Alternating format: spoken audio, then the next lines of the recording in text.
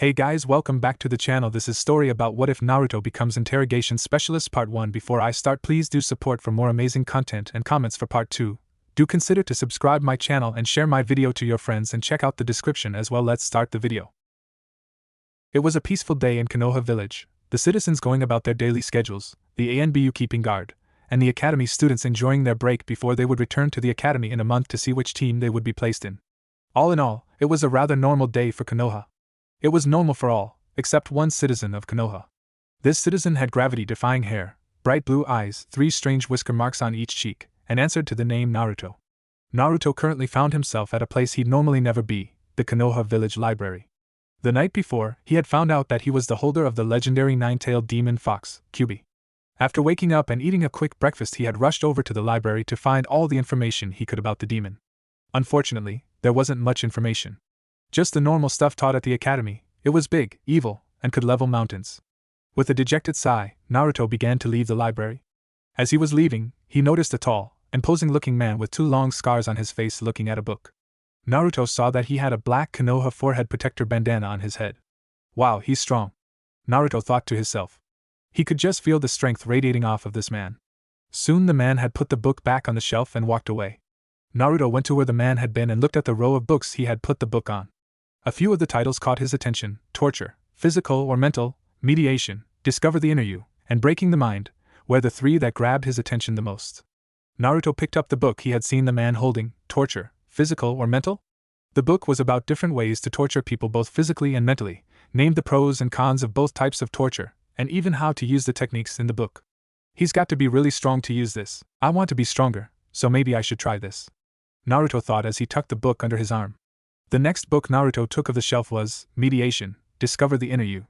The book was about how to properly mediate, clearing your mind, and unlocking your mindscape. Naruto was about to put the book back when a thought struck him.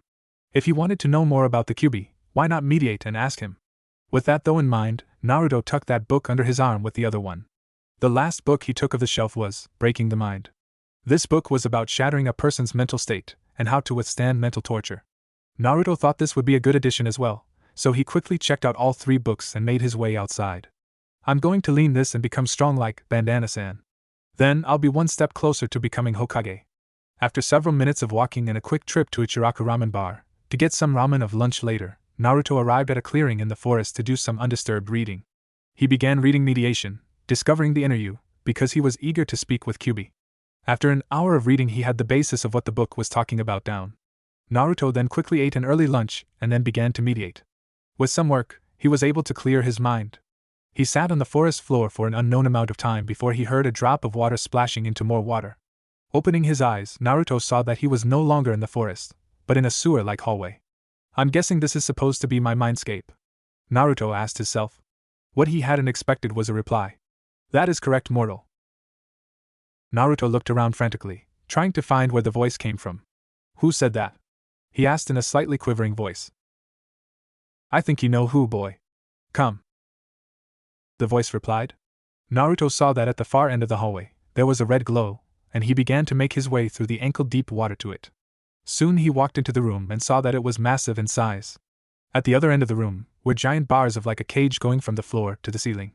On what looked to be the door of the cage was a slip of paper with the word seal on it. Come closer, the voice said. Naruto carefully stepped forward, when suddenly out of the darkness came large, razor-sharp claws aiming at his head. Naruto jumped and scrambled back as fast as he could, as the voice laughed.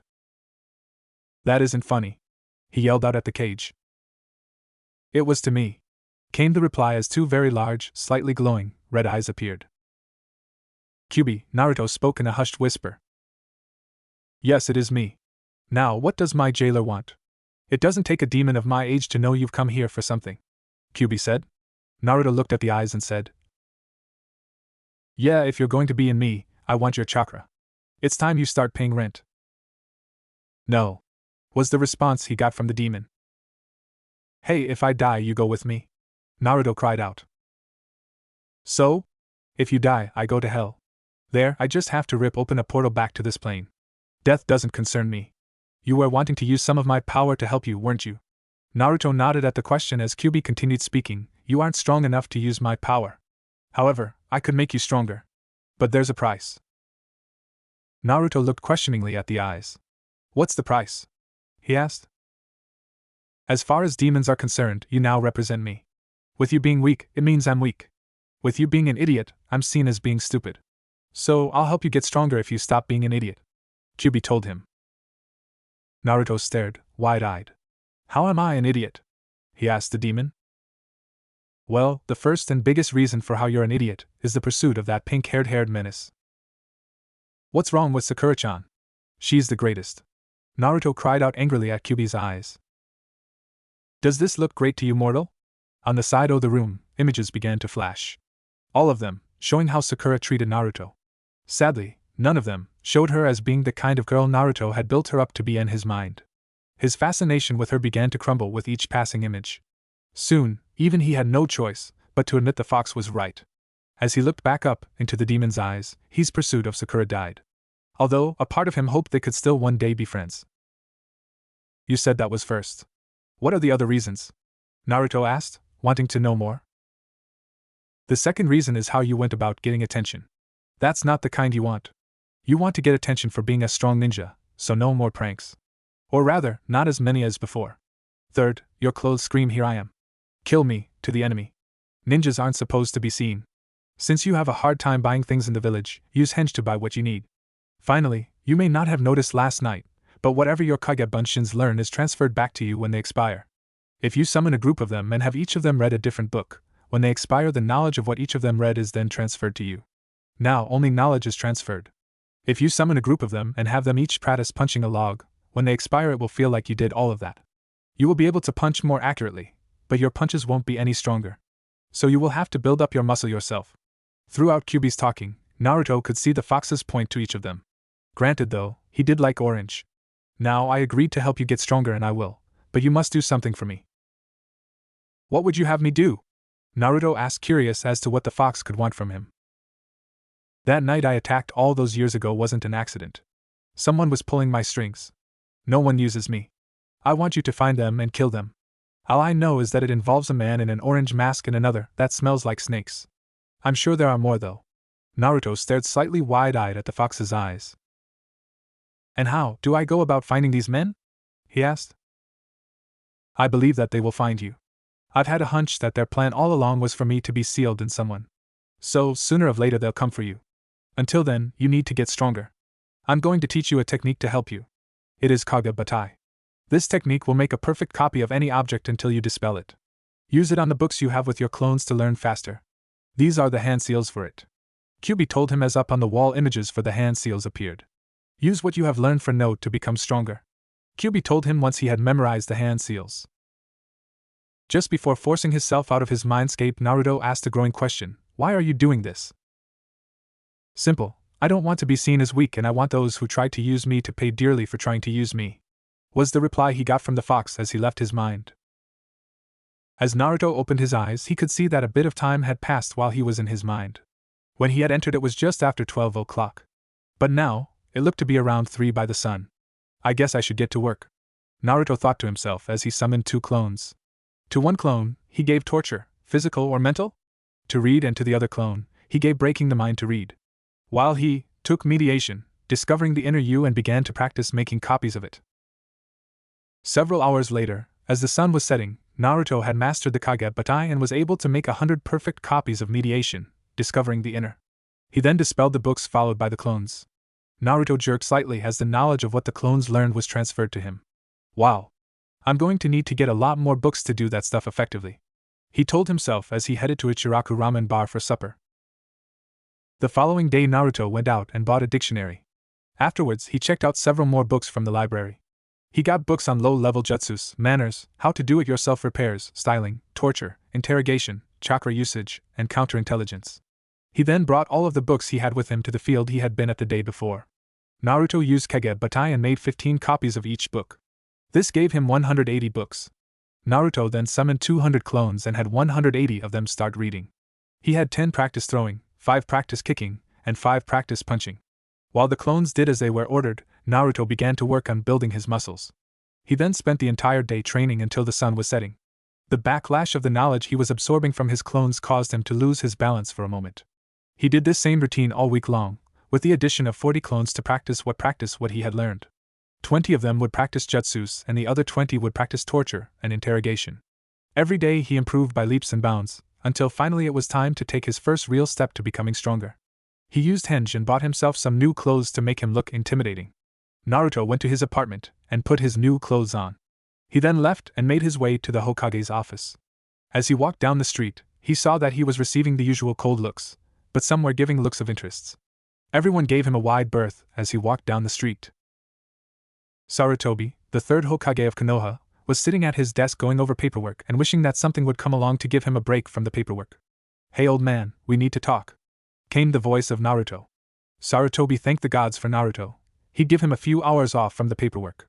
When Sarutobi looked up, he wasn't prepared for what he saw.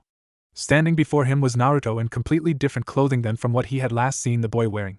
Naruto had black combat boots, slightly baggy black pants, a black leather belt with a steel skull buckle, and a well-fitting black shirt. He also had a black trench coat that had silver buckles, a high collar that covered the lower half of his face, and at the base of the coat were orange flames. Taking in the boy's new look, he asked, "What would you like to talk about, Naruto?" Naruto sat in one of the chairs in front of the Hokage and began to speak. "You know it's my dream to be Hokage, right?" At this Sarutobi nodded. "Well, I can't become Hokage if I don't become stronger. Not just physically or mentally, but being able to handle doing certain things. I want to become the first ever genin interrogation and torture specialist of Konoha." Upon hearing the boy's request, Sarutobi's pipe fell out of his mouth. "Naruto, I don't think." Naruto quickly cut him off. "I know what the job entails. I've been studying and practicing. I wouldn't be asking you for this if I wasn't sure I could do it. I simply can't make you an interrogator, because you ask for it," the Hokage explained. "Then let me prove it. I can interrogate someone, and if I do well, you can let me join. You've got Mizuki, so surely I could interrogate him." Sarutobi looked at the boy. "You're going to be leading a much harder life, if you choose this." "It will make me stronger," Naruto replied. "Well, let's head to the ANBU headquarters. The interrogation head is there. If you do well, you'll be trained by him," Sarutobi said as he stood up from his desk. The two of them walked to the ANBU headquarters and were soon going inside. Once inside, Sarutobi turned to a passing ANBU and ordered him to get the interrogation head. Soon, the ANBU returned, bringing a man with him. Naruto's eyes widened slightly as he saw that it was the man from the library. "Naruto meet Ibiki Marino, head of ANBU interrogation," Sarutobi said. Naruto smiled and shook the man's hand. "Hey, you're that guy from the library, Bandana-san," Naruto said. At this, everyone's sweat dropped. It seemed that Naruto hadn't thrown away his disrespect for authority. Sarutobi took Ibiki to the side and explained what was happening. Ibiki looked at the Hokage surprised. He then looked back at Naruto and then back at the Hokage. After a few more minutes of talking, the two men came back over. Ibiki looked at Naruto and spoke gruffly, "Look, brat, I don't know what gave you idea that you could do this, but since the Hokage is asking, I'll go along with this. If you can get that piece of shit to crack, and it had better be a good show, I'll take you as my apprentice. However, if you fail, you'll fuck any chance of ever getting into the ANBU. Also, the entire ANBU will be watching from a closed circuit. Do I make myself understood?" Naruto nodded his head. "Alright, then you can conduct the interrogation any way you see fit. You'll be doing it alone, but we'll be watching.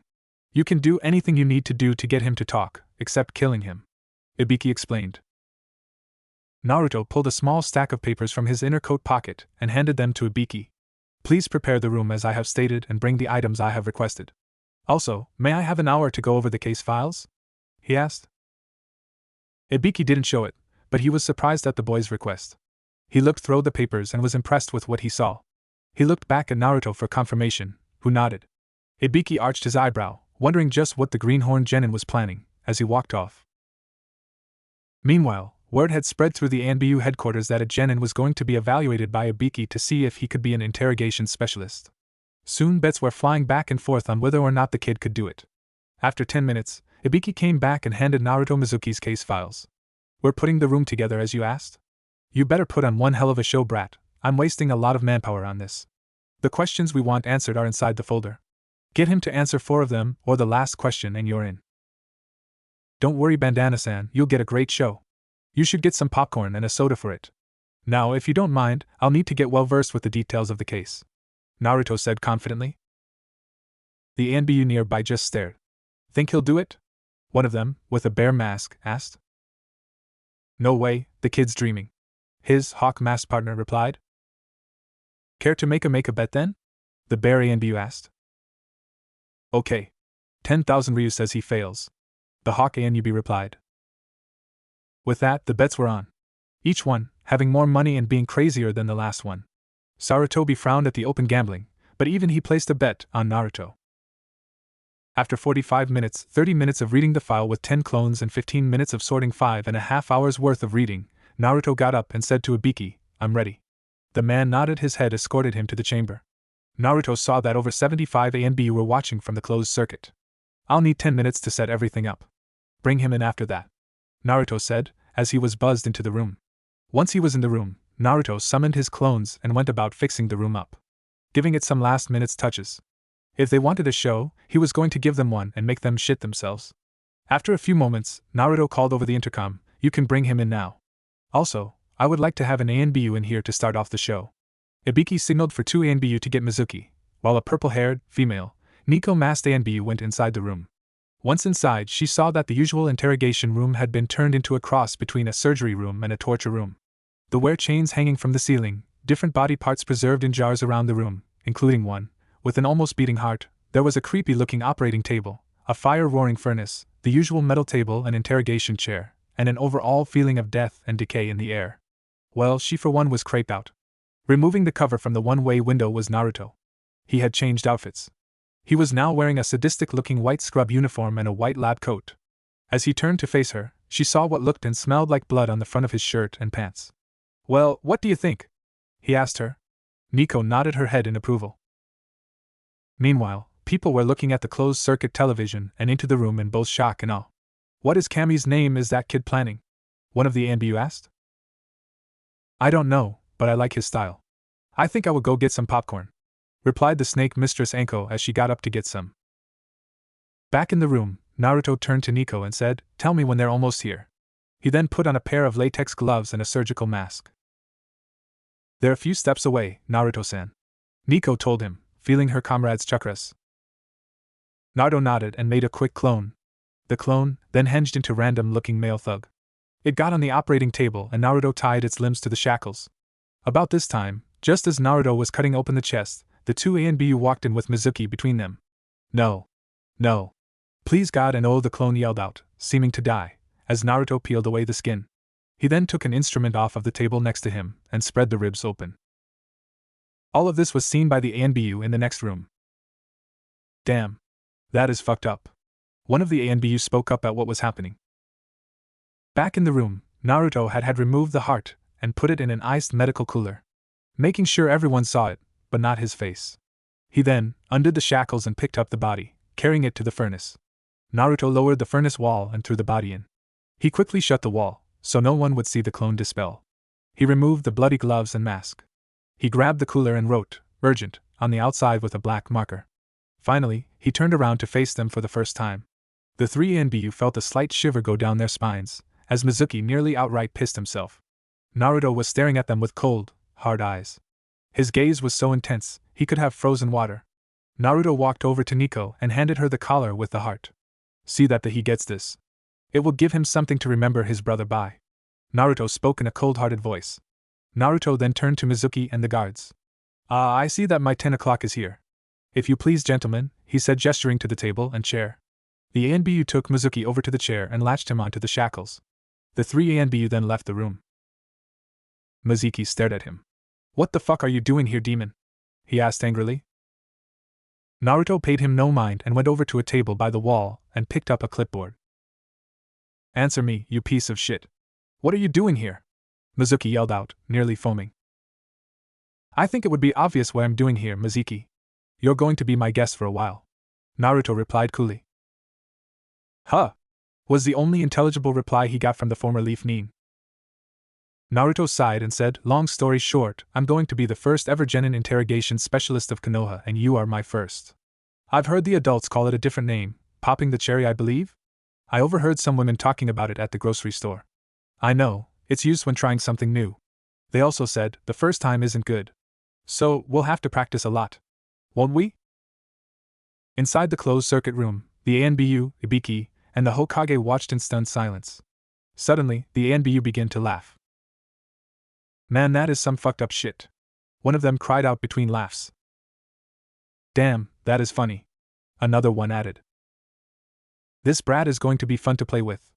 Anko added. Ibiki had a sadistic grin himself, at the kid's style. Sarutobi looked appalled, but had to admit it was effective. Back in the room, Mizuki stared wide-eyed at Naruto, taking in what the brat had told him. Mizuki scoffed in disbelief. They wouldn't let a failure like you do such things. And what the hell is up with that outfit? He asked. Oh, you mean this? Well, before I wanted to be Hokage, I wanted to be a doctor. I find the human body so interesting. Sadly, sometimes the body will start to break down, and at that point you need to remove it. Naruto replied as he picked up a jar with a severed head. As for letting me do this, it's perfect for a failure like me. Fuck off, brat, I'm not buying your at. Mizuki screamed back. Mizuki, you taught me at the academy for 7 years. You know what kind of failure I am, right? Naruto asked. Everyone looked confused.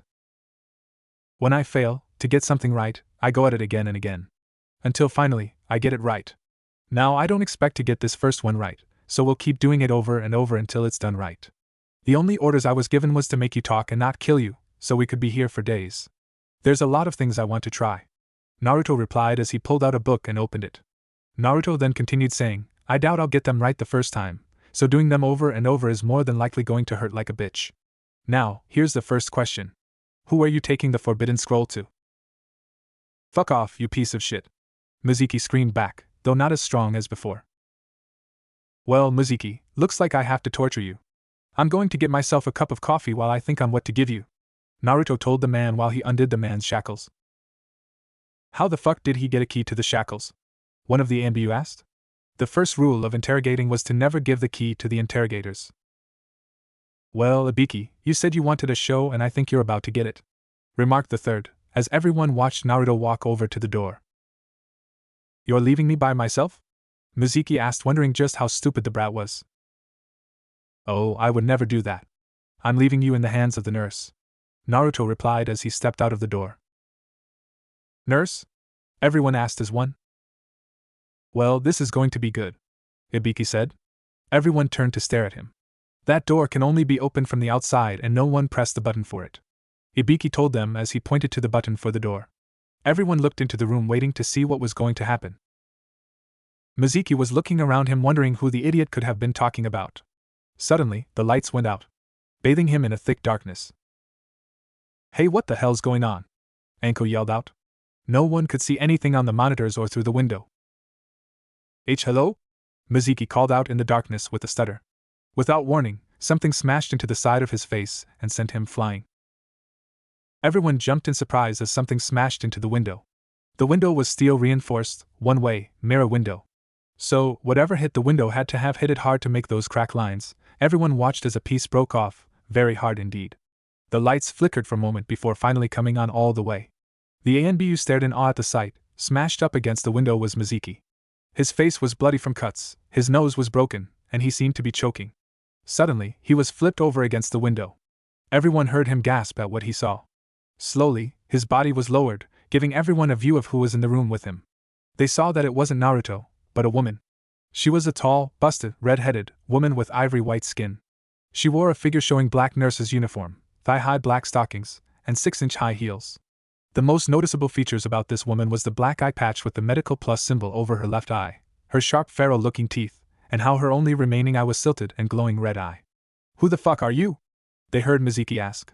For the first time the woman took her eye off of Mizuki and looked at the window, looked at them. She then lowered her eye back to Mizuki. I am QB mortal, she replied with a growl. At this, everyone took great notice of the 9 large swishing tails behind her. And Mizuki screamed. On the other side of Konoha, 2 look-alike figures were practicing kicking at some logs.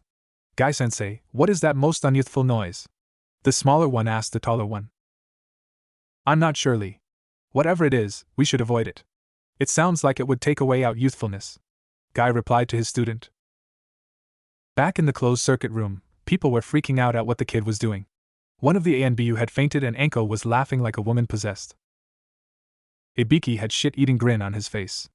He liked the kid's style. Sarutobi had an eyebrow arched in surprise. Naruto said he'd give them a show, and this was turning out to be one hell of a performance. Holy shit, Mizuki just pissed himself. One of the ANBU noticed.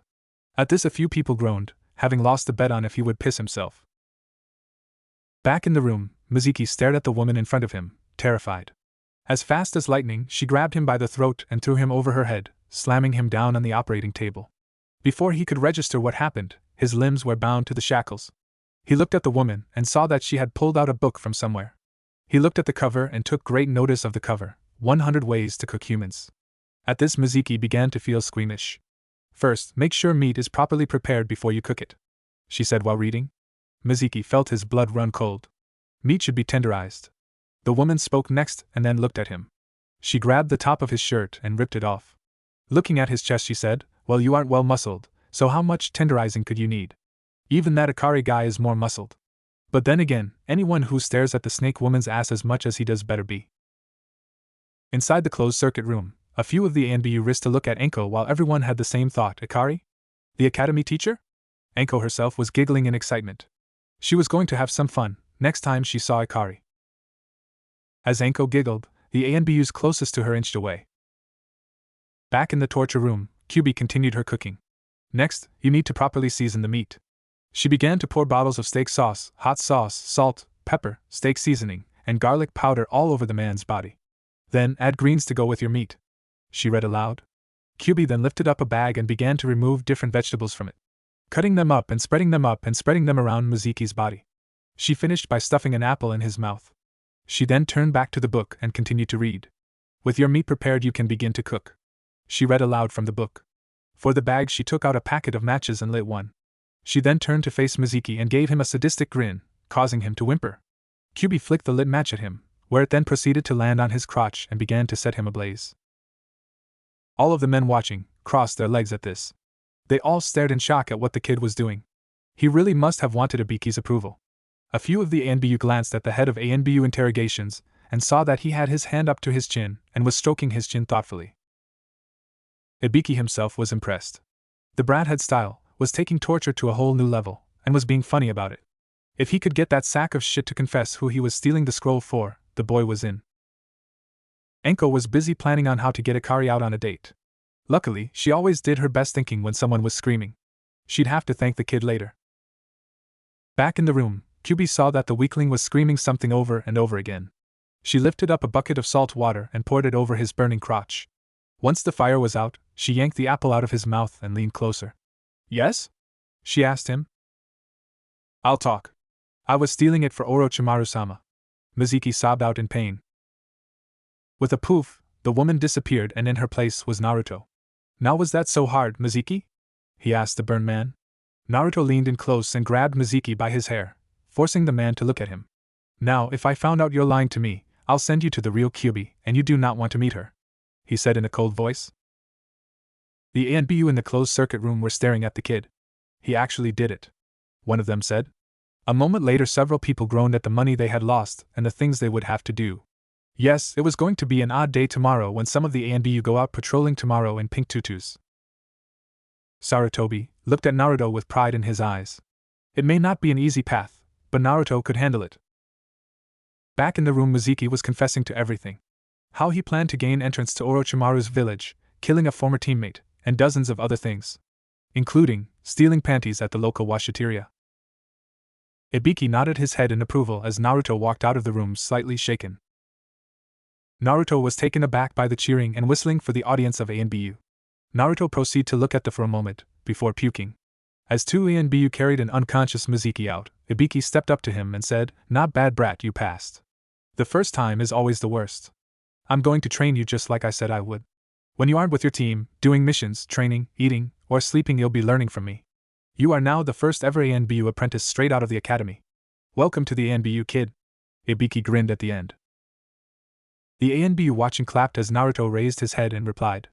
"Thanks," he said to the taller man. Sarutobi then stepped forward and asked, "Naruto, where did you learn to do this?" "Oh, well, nearly a week ago I saw Ibiki-san at the library and thought he looked strong. I wanted to get stronger, so I looked at some of the books he was looking at and practiced with them.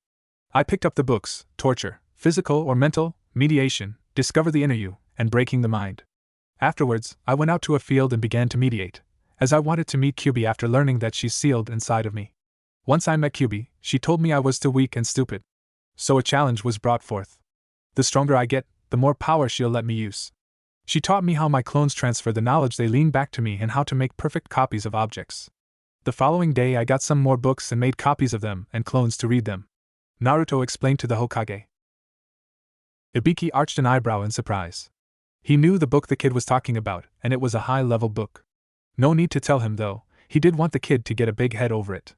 Nodding his head at Naruto's explanation, he looked at Naruto and asked, "What did you mean when you said you'd send Waziki to meet the real Kyubi?" "Just that," replied Naruto.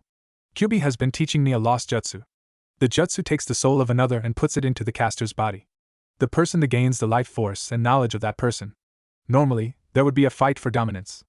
However, due to the seal, they would be stuck with Kyubi as a roommate, while I got their knowledge. I would also have their life force, unless Kyubi got bored and ate them," Naruto explained to him. Upon hearing this, most of the ANBU stepped back, as none of them wanted to meet Kyubi. "What did the demon say, Naruto?" Sarutobi asked, slightly shaken at what Naruto had said. "Kyubi wants me to find and kill those who forced her to be sealed. She said one of them smelled like snakes and the other, an orange mask," Naruto told him. The Hokage nodded his head, thinking about what Naruto had said. "Well, go HME and get some rest, kid. I'll see you day after tomorrow," Ibiki said, walking up to Naruto right before he puked again. "Oh gods, do I feel sick," Naruto mumbled out. "Don't worry about it, brat. It means that you're human. I want you to come in tomorrow to get your ANBU tattoo, signifying that you are an ANBU apprentice. Get here early and Anko will get it taken care of," Ibiki said as Naruto nodded and walked out, heading back to his apartment to rest. Even though it was only noon. Once Naruto was gone, Sarutobi turned to Ibiki and asked, "What is your opinion of boy? He has great potential. Maybe one day, he could become Hokage. However, we need to act quickly. If the council gets wind of this, they may try to stop him from being my apprentice," Ibiki replied to the weathered leader. "Don't worry. By nightfall, Naruto will be your apprentice and the council won't be able to do anything about it. Take care of him, Ibiki. He is like a grandson to me," the third replied as he left. Meanwhile, deep in the recesses of a dark square, two glowing red eyes opened. "So, the brat is getting strong. This is going to be fun to watch." The nine-tailed fox demon, Kyubi thought to herself, with an amused laugh. Mortals were such fun and tasty too.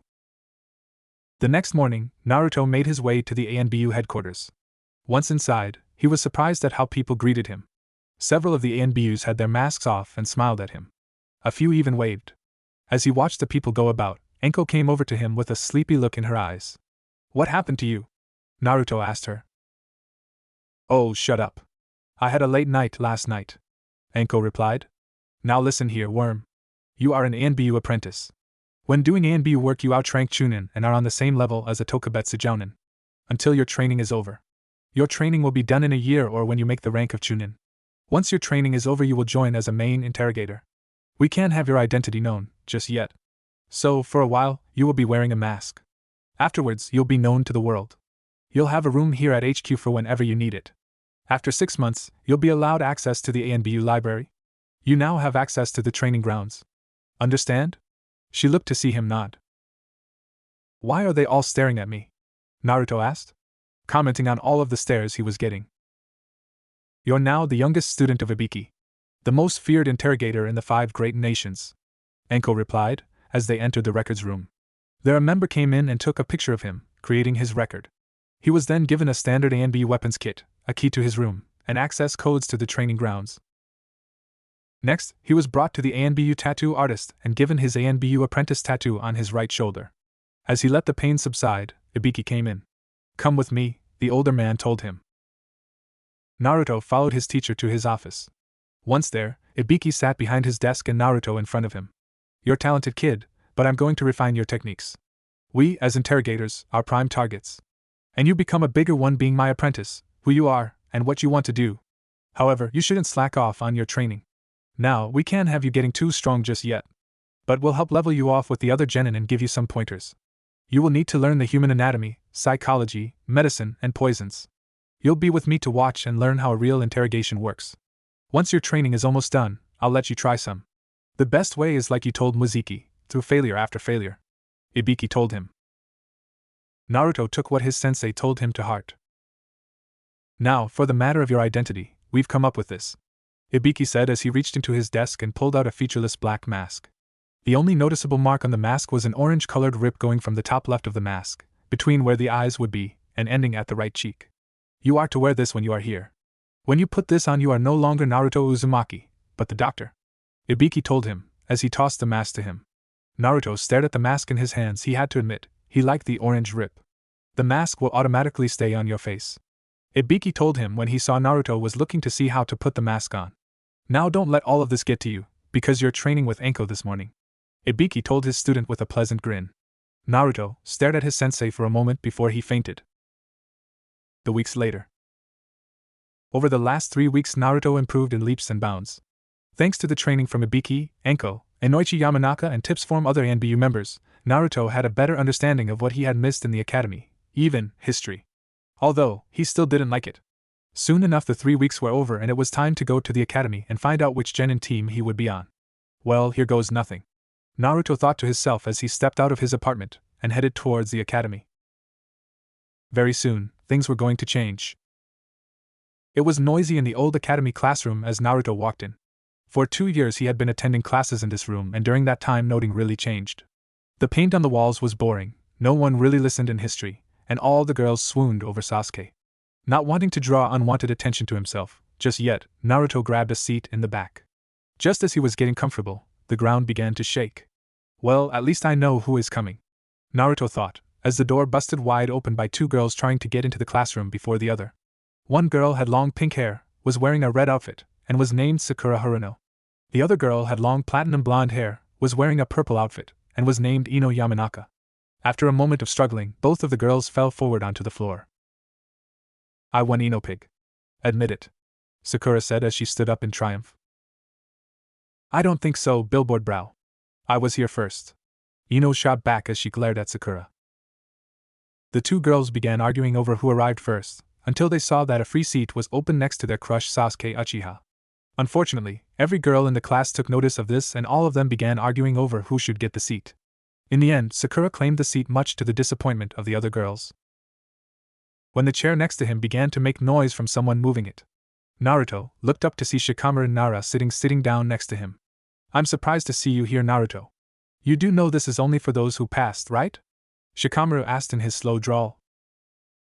Naruto smirked at him and replied, "I thought you were a genius, Shikamaru. Or were you just too lazy to see that I've got a forehead protector on?" "So you do? Glad to see you passed. What's with the new clothes though?" Shikamaru asked, taking note that Naruto was no longer wearing his trademarked orange jumpsuit. Instead, he was wearing black pants with an orange stripe going down each side and a black shirt with the village symbol in orange on both of the sleeves. "I decided that since I was a genin, I should grow up some. As you can see though, I still like orange," Naruto replied. Iruka soon walked into the classroom and tried to get the students to calm down. However, everyone was too excited to notice him or pay attention. Using his big head, no Jutsu Ikari yelled at the class screaming, "Shut the hell up, you brats." This caused everyone to instantly stop talking and face forward in their seats. Seeing that the class was now paying attention, Iruka began calling out the squads. While Iruka was naming the teams, Naruto leaned over to Shikamaru and whispered, "Hey, do you and Chuji want to join me for some ramen at Ichiraku's for lunch? My treat." This caused Shikamaru to mentally arch an eyebrow in surprise, as Naruto never treated anyone to ramen. Ah, free food is free food. Besides, it's too troublesome to debate it. Shikamaru thought to himself before replying, "Sure. I'll tell Chuji after W break for lunch." Iruka had just finished naming the members of Team 6 and was now calling a new team. The members of Team 7 are Haruno, Sakura, Uchiha, Sasuke, and Uzumaki, Naruto. Naruto raised his eyebrows slightly. "Well, I wasn't expecting that," he thought to himself. "They better not slow me down," Sasuke thought as he continued to stare out the window. Sakura, however, was reacting much different to the news than the boys were. "What? I'm stuck with the dead last?" she cried out in despair. Naruto just rolled his eyes at her overdramatizing of the situation. After all, he wasn't overly happy to be on a team with a fangirl. Iruka soon finished calling out the teams and dismissed them for lunch, telling them to be back at noon to meet their sensei. After grabbing Chuji, the three friends began to make their way to Ichiraku Ramen Bar. In the courtyard of the academy was a group of girls talking amongst themselves. One of the girls glanced over to see the guys walking towards them, talking with each other. "Hey, isn't that Naruto?" she asked aloud, catching the attention of the other girls. They all looked in the direction she was pointing to see that it was the hyper ninja himself. "Oh great, he'll probably rush over here and start gushing about how excited he is to be on the same team as me and ask if I'll join him for lunch," groaned Sakura, as they watched the guys get closer. The girls waited to see what would happen as they got closer. Soon the guys were level with them and still nothing had happened. Then they were past the group of girls and not even a glance in their direction. Finally, the guys were past the academy gates and on down the street. "Wow! You just got burned billboard brow and by Naruto of all people," chirped Ino in glee. "Oh, shut up, Ino pig," Sakura replied angrily. An hour later, Naruto was walking back into the classroom to meet his sensei. Soon jounins began arriving to pick up the newly formed squads. 30 minutes later, the only ones left were Sakura, Sasuke, and Naruto. After another hour and a half of waiting, Naruto got fed up and went to the chalkboard. Grabbing the most chalk-filled eraser he could find, Naruto took it over to the door and wedged it between the door and the door frame. "Naruto, what do you think you're doing?" Sakura asked. "It's what our sensei gets for being so late," Naruto replied as he made his way back to his seat. A few moments later, the door opened and the sound of an eraser was heard hitting ahead. The three genins looked over at the door to see a silver-haired man with his forehead protector over his left eye, and a face mask covering the lower half of his face. "Team 7? He asked them. The three genins nodded. "I'm Kakashi Hatake, your sensei. Now, how can I put this? My first impression is I don't like you guys," he said. This caused the three to feel slightly depressed. "Now, let's go to the roof," he continued and then disappeared in a puff of smoke. The three teammates looked at each other and then got up, making their way to the roof. Once there, they saw that their sensei was already waiting for them. "Let's start with some introductions," Kakashi said as the genins sat down on the steps. "What would you like to know?" asked Sakura. "Things like your name, likes, dislikes, dreams for the future, and hobbies.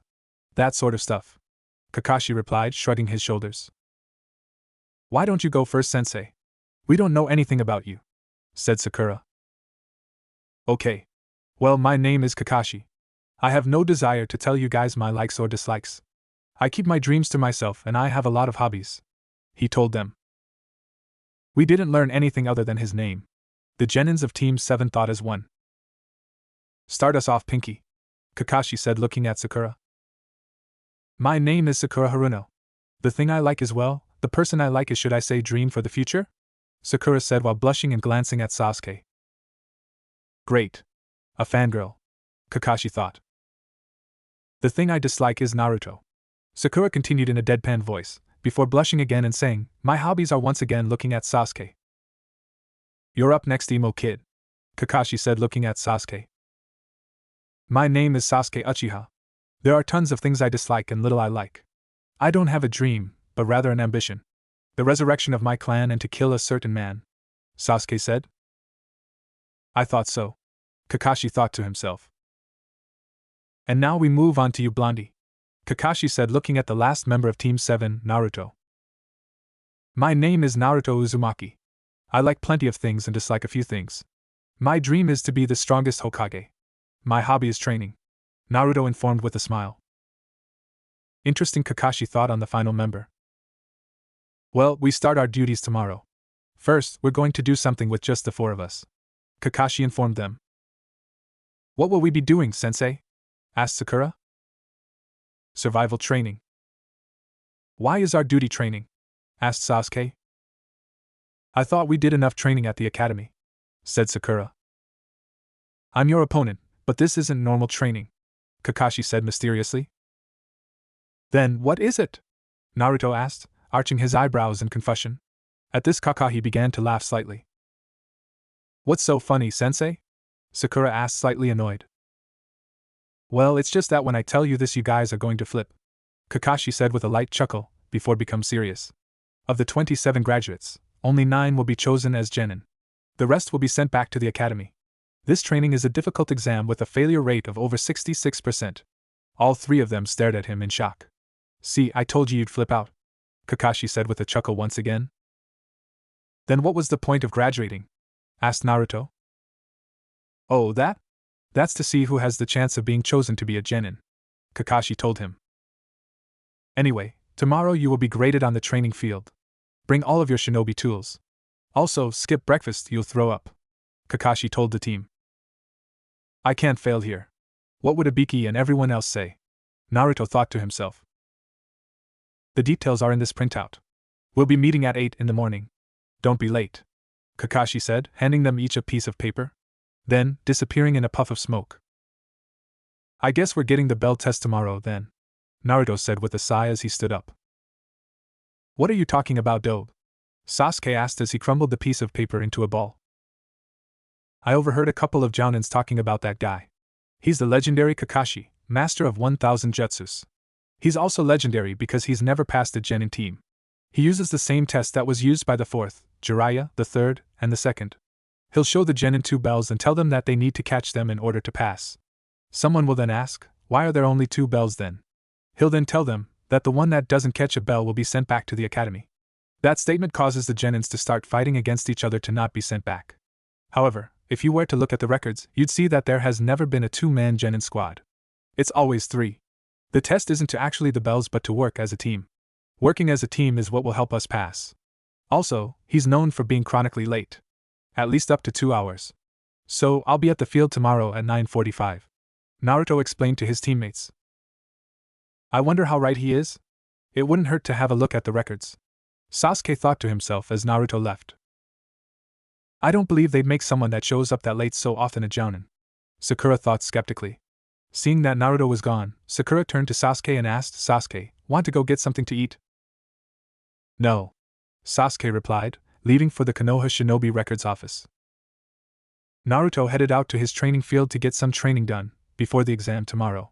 However, when he arrived, he saw that his field was already occupied by 2 people. 2 people in green spandex with fuzzy eyebrows. Who the heck are these guys? Naruto thought as he watched them train. He did have to admit their taijutsu was impressive. Isn't that Naruto thought as he walked closer to the 2 training by the logs. Excuse me, but are you Mato guy? Naruto asked. The taller of the green spandex wearing duo turned to look at him and said, Yes, I am he. Has the passion of youth led another student to me? Naruto did his best not to run away. I heard some jounins talking about how you and Kakashi are rivals. They were debating over who was the best, but they all agreed that Kakashi won't teach anyone. So, I was hoping that you could teach me taijutsu. Naruto asked, praying that Inoichi was telling him the truth about guys' need to always outdo Kakashi. What? I'll have you know that I am the ultimate taijutsu master, Konoha's green beast. Kakashi could never teach you taijutsu like I could. Guy replied passionately, though slightly angry that someone though Kakashi was a better fighter. Obviously, he'd need to find his eternal rival and challenge him. So, does this mean you'll train me? Naruto asked hopefully. Of course. You shall join me and my apprentice Lee in our training every morning. Together our youthfulness will shine although out Konoha. Guy replied, giving the good guy pose. Thank you very much, said Naruto while bowing gratefully. Now I want you to kick this log 100 times with each arm. After that, I want you to kick it 100 times with each leg. And finally, I want you to run around this clearing 100 times. Guy said, patting the log next to him. I'm going to kill Inoichi next time I see him, Naruto thought as he started to punch the log. After a few hours of punching, kicking, and running, the training was over. Very good, Naruto-kun. From now on, I want you to join us for our morning training, where I will train you and Lee in the art of taijutsu, Guy told him, just before he left.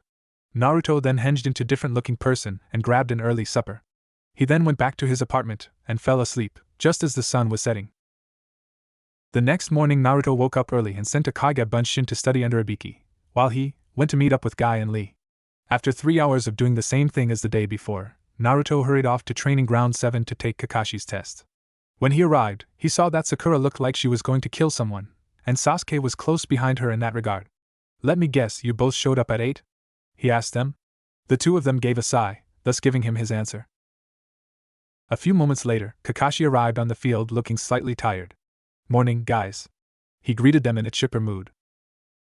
You're late, Sakura and Naruto yelled out, while Sasuke scowled at him. Sorry about that. Kakashi said, shrugging his shoulders. Kakashi then pulled out an alarm clock and placed it on a nearby stump. It's set to go off at noon. You have until then to get these bells from me, Kakashi said, pulling out 2 silver bells. Sasuke and Sakura arched their eyebrows at this, remembering what Naruto had said the day before. But sensei, there are only 2 bells, noted Sakura. Yes. The one that doesn't get a bell will be sent back to the academy. You can use whatever means of fighting you have to get them. You won't win unless you come at me with the intent to kill, Kakashi explained. Naruto grabbed a kunai from his holster and arched his arm back, preparing to throw it. Before he could even start to bring his arm forward, it was stopped and the tip of the kunai was pressing against his neck. Calm down. I haven't even said start yet, Kakashi said from behind him. The others looked at him with great surprise on their faces. I didn't even see him move, thought Sakura.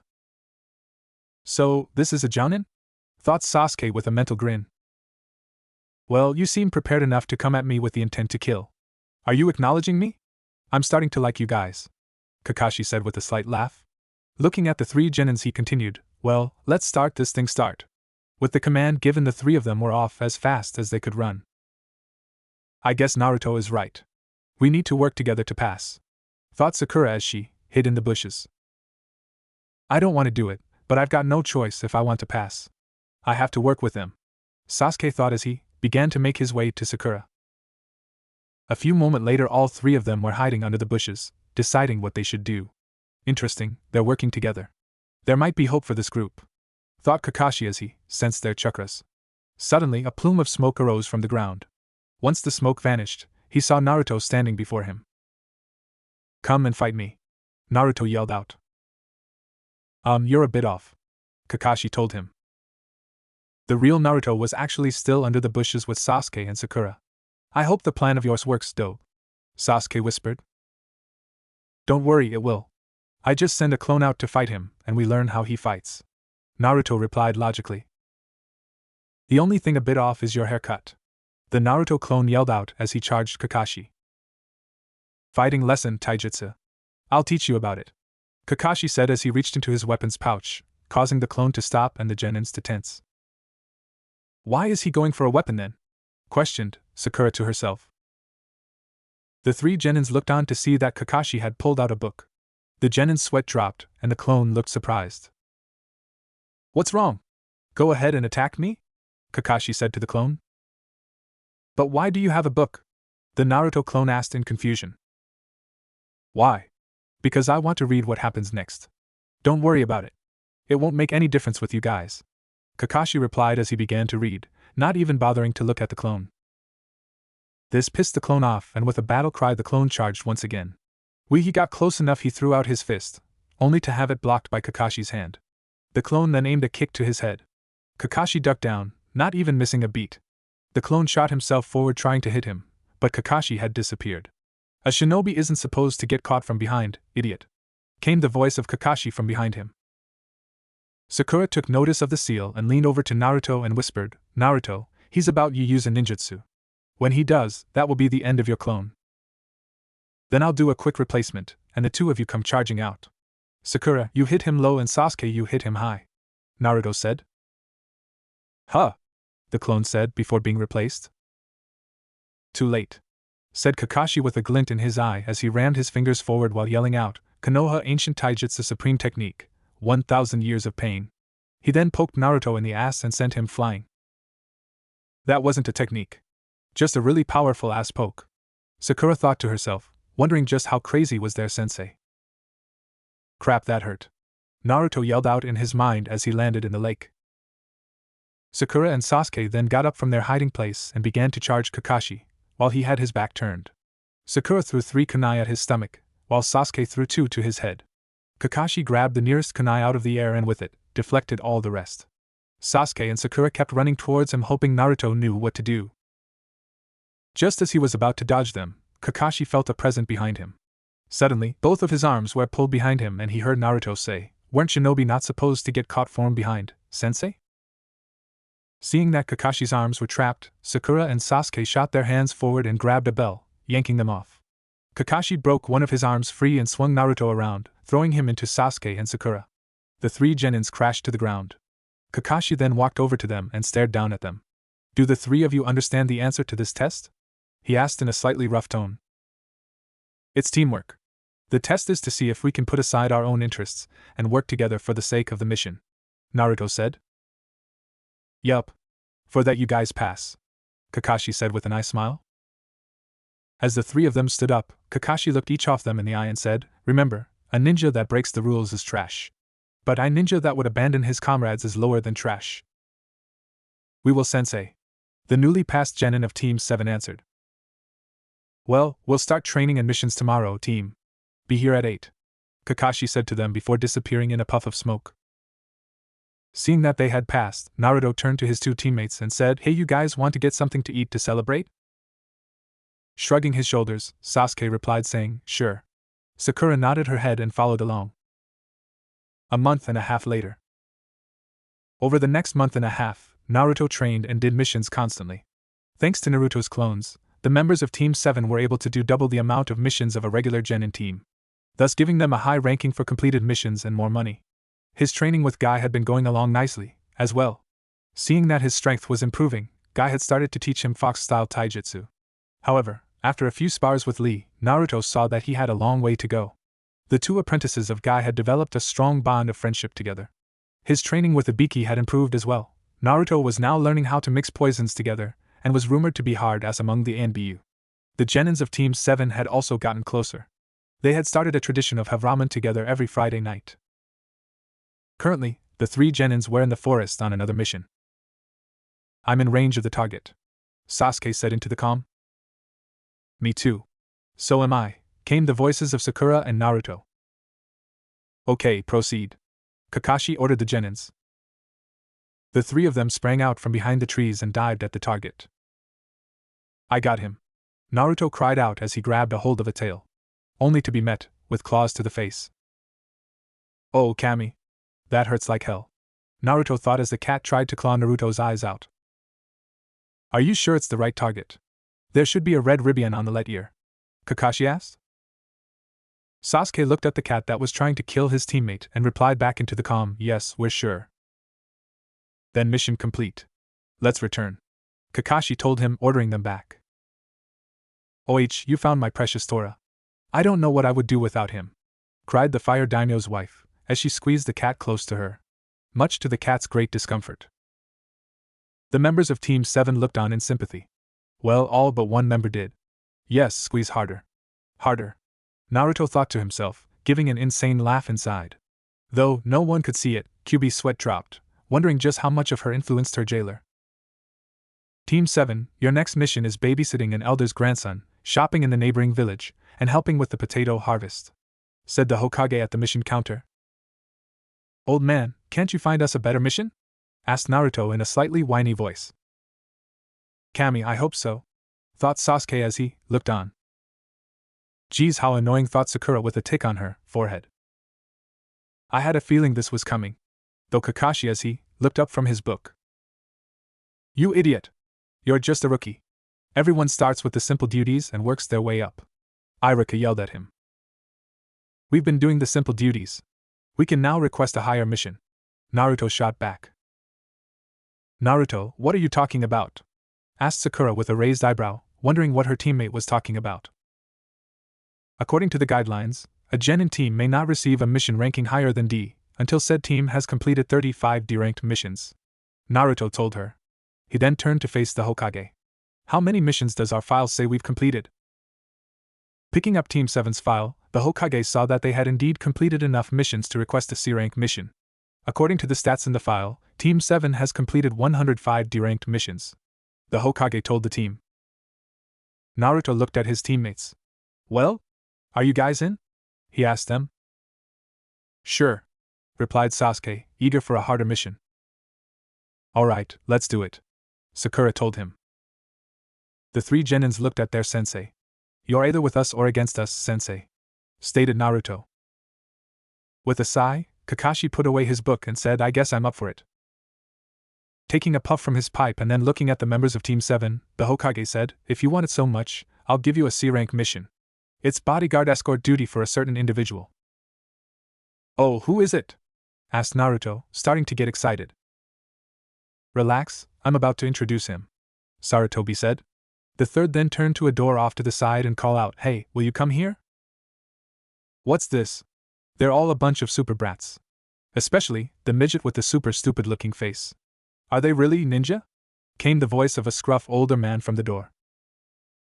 "Who's the midget with the stupid face?" asked Naruto, only to have Sakura and Sasuke step closer, making it painfully obvious that he was the shortest member on the team. Seeing this, Naruto simmered in anger. He then turned to Kakashi and asked, "Can I kill him?" "Naruto, you can't kill the person that we've been hired to protect," answered Kakashi. "Yeah, but what about after?" Naruto countered. "Sure, knock yourself out." Looking at the runt wanting to kill him, the man said, "I'm the super expert bridge builder, Tazuna. I expect you to provide me with super protection until I get back to my own country and complete the bridge." Kakashi turned to his genins and said, "Start packing. We leave first thing tomorrow morning." With that, the three genins headed off in different directions to start packing for the long mission ahead. Sakura went to tell her mom and to rub the mission rank in Ino's face. Sasuke went to start packing and pay his respects at the cemetery. Kakashi headed for the memorial stone. Naruto went to inform Ibiki, Guy, Lee, and Tucci that he would be leaving for a long-term mission. Ibiki told him to keep reviewing what he had taught him. Guy said that once he returned, the flames of youth would guide him to the perfect weapon to go with his style. Lee told Naruto to keep getting stronger, and that he looked forward to their next spar. Tucci cried upon hearing that his best customer would be gone. The next morning, Naruto, Sasuke, and Sakura stood at the north gate waiting for Kakashi and the client to arrive. The three looked down the street to see that Kakashi was walking towards them with Tazuna. Seeing the shocked faces of his students, Kakashi asked, "Is there something wrong?" "You're on time," mumbled out Sakura. "Crap." Kakashi thought to himself before saying, "Yes, I wanted to test you. I can't have you getting used to things." Turning to face the Jounin, Tazuna asked, "Am I really safe with these brats?" "Well, I am a Jounin, so no need to worry, sir." Having heard enough from their client, Naruto spoke in a hard voice saying, "Hey old man, don't mess with shinobi. We're incredible. One day, I'll take the elite title of Hokage. My name is Uzumaki, Naruto. Remember that name." "Hokage is this village's #1 ninja, right? I doubt someone like you could do it," said Tazuna before taking a sip from his bottle. "Hey, I'm prepared to do anything to become Hokage. Once I do, you will acknowledge me," Naruto yelled at the older man. Looking the blonde idiot in the eye, Tazuna said, "No, I won't, brat. Even if you become Hokage, you still won't be able to force me or anyone else that doesn't want to acknowledge you." Though he didn't say anything, what the old drunk said had deeply affected Naruto. After a few hours of walking, Sakura decided to ask a question. "Tazuna-san, you're from the Wave Country, right?" "What about it?" asked the old bridge builder. Sakura turned her head to her sensei and said, "Kakashi-sensei, do they have ninjas in that country?" "No, not in the Wave Country. But in other countries the culture and customs may be different, but hidden villages exist, and so do ninjas," Kakashi explained to his student. As they walked, Kakashi explained to his students the different countries and the leaders that governed over the ninjas there. Mostly, talking about the 5 great nations. While their sensei talked, Naruto took in the sights. Having never been outside the village before, he was hoping to see stuff he'd never get to see in the village. Unfortunately, it was still all the same boring stuff. Same sky, same trees, same dusty road, and same puddle of water in the road. Naruto walked past the puddle, muttered to himself about how nothing looked different. A moment later he looked back up into the sky and realized something. "Oh shit," thought Naruto, as he realized that there had been no rain. Therefore, there should have been no puddle in the road. At that moment, he heard the sound of a chain wrapping around Kakashi. "One down," the attacker said ominously before yanking on the shuriken chain and ripping Kakashi's body to pieces. "Sensei!" Naruto yelled out with Sakura and Sasuke, before hearing 2 down.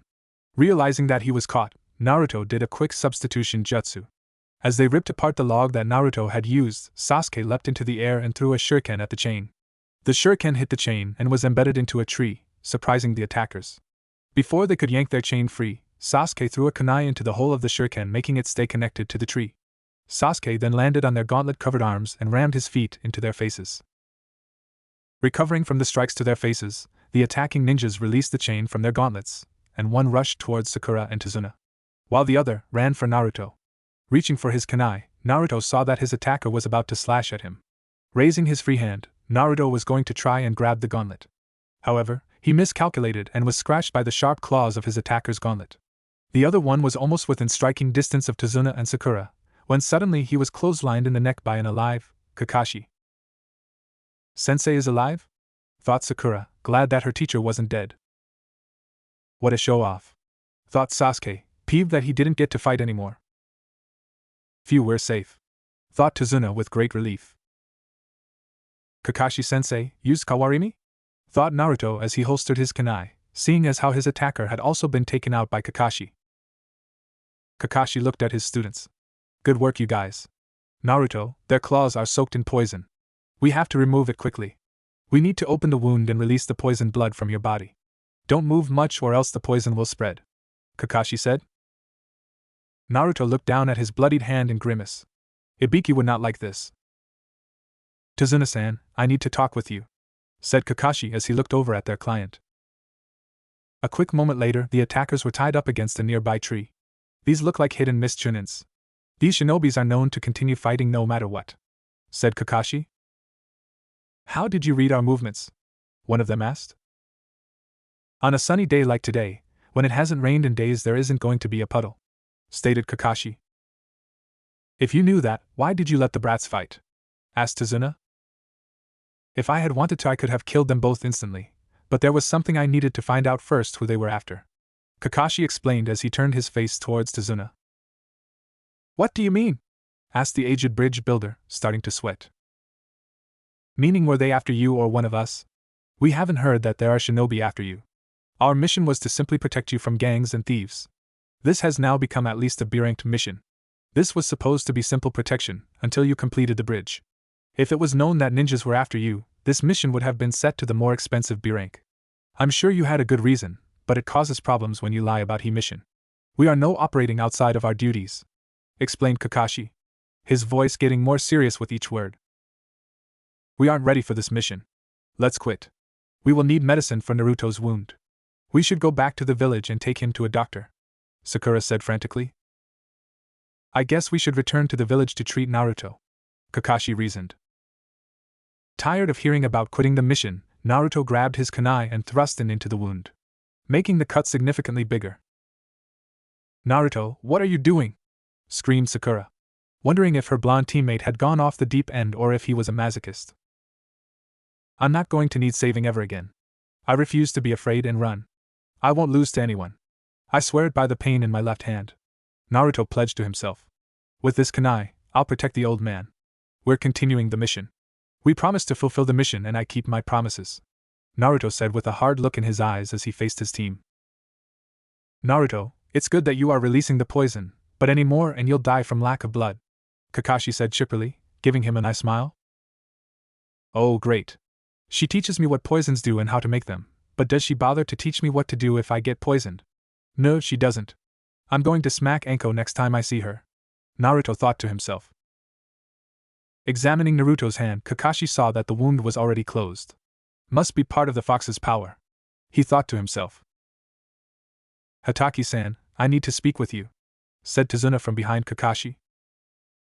Oh? About what? The Jounin asked, turning around. It's about the mission. You're right, this job is most likely outside of your duties. It turns out that a super dangerous man is after my life. Who?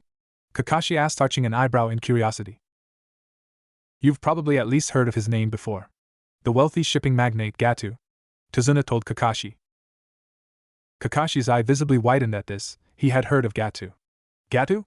The Gato from the Gato Company? That Gato? He's rumored to be one of the world's few extremely wealthy people. Officially, he runs a large shipping company. But on the inside he sells drugs and other illegal items, using ninjas and gangs to take over businesses and small countries. It was about a year ago when he set his sights on Wave Country. Through money and violence, he quickly took control of the country's shipping industry. Gato now has a monopoly on all of the business traffic in the country. The only thing he has to fear now is the completion of the bridge, continued Tazuna. If you knew that ninjas could be after you, why did you hide that fact when you hired us? Kakashi asked the bridge builder. The Wave Country is super poor. Even the feudal lord has no money. Of course we don't have much money either, not enough for the expensive B-rank mission, Tazuna said with a sigh. Tazuna then told them that it was alright if they left. The worst that would happen was he would be killed and the country would be completely taken over. Kakashi gave in to the old man's speech and soon they were off again. Soon coming across about and rowing into wave country. Meanwhile, in a fortress in the middle of the forest, a short, brown-haired man in a fine silk suit was staring daggers at the tall, deadly man sitting before him next to an extremely large sword. You failed? I paid you guys a lot of money because I heard you were strong former ninjas. The short man yelled. Faster than anyone could see, the tall man grabbed his sword and leveled it at the short man's neck. Just a hair's width from his Adam's apple. Stop your bitching, Gatu. This time I'll go myself and with this head slicing clever, kill them all. Are you sure? It seems the old man has hired some skilled ninjas and with the failure of the demon brothers, they'll be better prepared.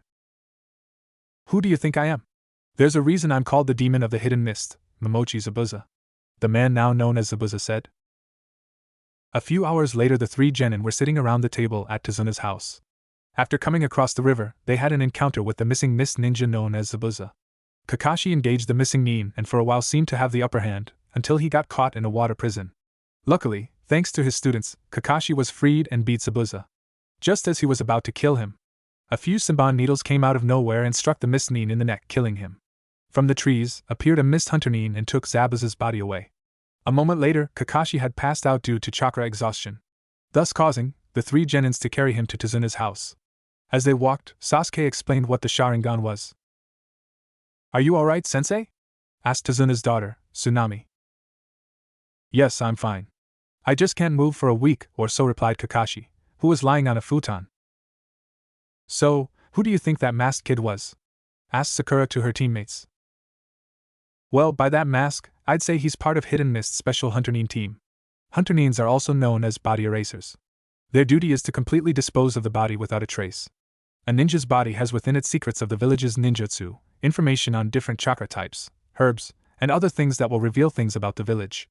A ninja's body can reveal important information. So, by disposing of the missing nins who have abandoned their village, the Hunter Nins protect the information from getting out. They are the specialists who guard their village's secrets. No sound, no smell, that is a ninja's end, Kakashi told her and the others. While Sakura found it creepy, Naruto and Sasuke didn't really care. Elsewhere, the masked hunter nin laid Zabuza's body down on the forest floor and began to move his hand towards the Senbon needles in Zabuza's neck. Suddenly, Zabuza's hand shot up and grabbed his wrist. The missing nin opened his eyes and looked at the hunter nin. I'll do it myself, Zabuza said with a slight growl. The swordsman reached for the Senbon needles and yanked them out of his neck. You'll really die if you keep pulling them out like that, Zabuza-sama, the hunter nin said. How long are you going to keep wearing that stupid mask? Zabuza asked, ignoring the hunter nin's statement. It reminds me of the old days, plus, it was useful for this act, the hunter nin said as he removed the mask, showing a rather beautiful face underneath. If I hadn't saved you, you definitely would have been killed. If you were going to put me in a momentary death, you didn't have to use my neck, you could have aimed for a safer acupuncture point. You are annoying as always, Zabuza said as he adjusted the bandage mask to cover his neck. You're right, replied the hunter nin with a smile. Much later, Naruto glared up at the tree he had been climbing. After some talking and thinking about it, it was agreed that Zabuza was still alive. So, Kakashi decided to train the three genins in tree climbing, by only using their feet and chakra. Naruto had already learned a lot about the usage of chakra, but had so far never tried anything. Damn. Reading is one thing, but doing it is a whole different story. He thought with a grunt as he stood up and gazed upward at his mark.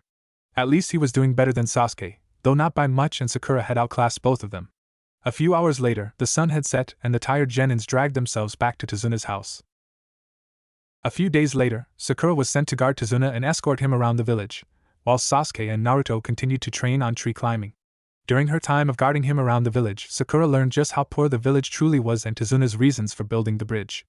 Naruto and Sasuke spent their day training on tree climbing. Sasuke had no past Naruto, but Naruto was catching up to him. That evening the Konoha team learned about Inari's father, and how he had been a hero in the village, only to be brutally executed in public by Gatu. Naruto then left to continue his training into the night. The next morning, Naruto was awaked by a stranger telling him he'd catch a cold if he kept sleeping on the forest floor. After finding out that the person was collecting herbs, Naruto decided to help out. Is this the plant you want? Naruto asked. Yes. Thank you for helping out. You sure are working early this morning. So are you. What are you doing here at this time of the morning? I'm training, Naruto told the herbalist. I take it then, by that forehead protector, that you're a ninja?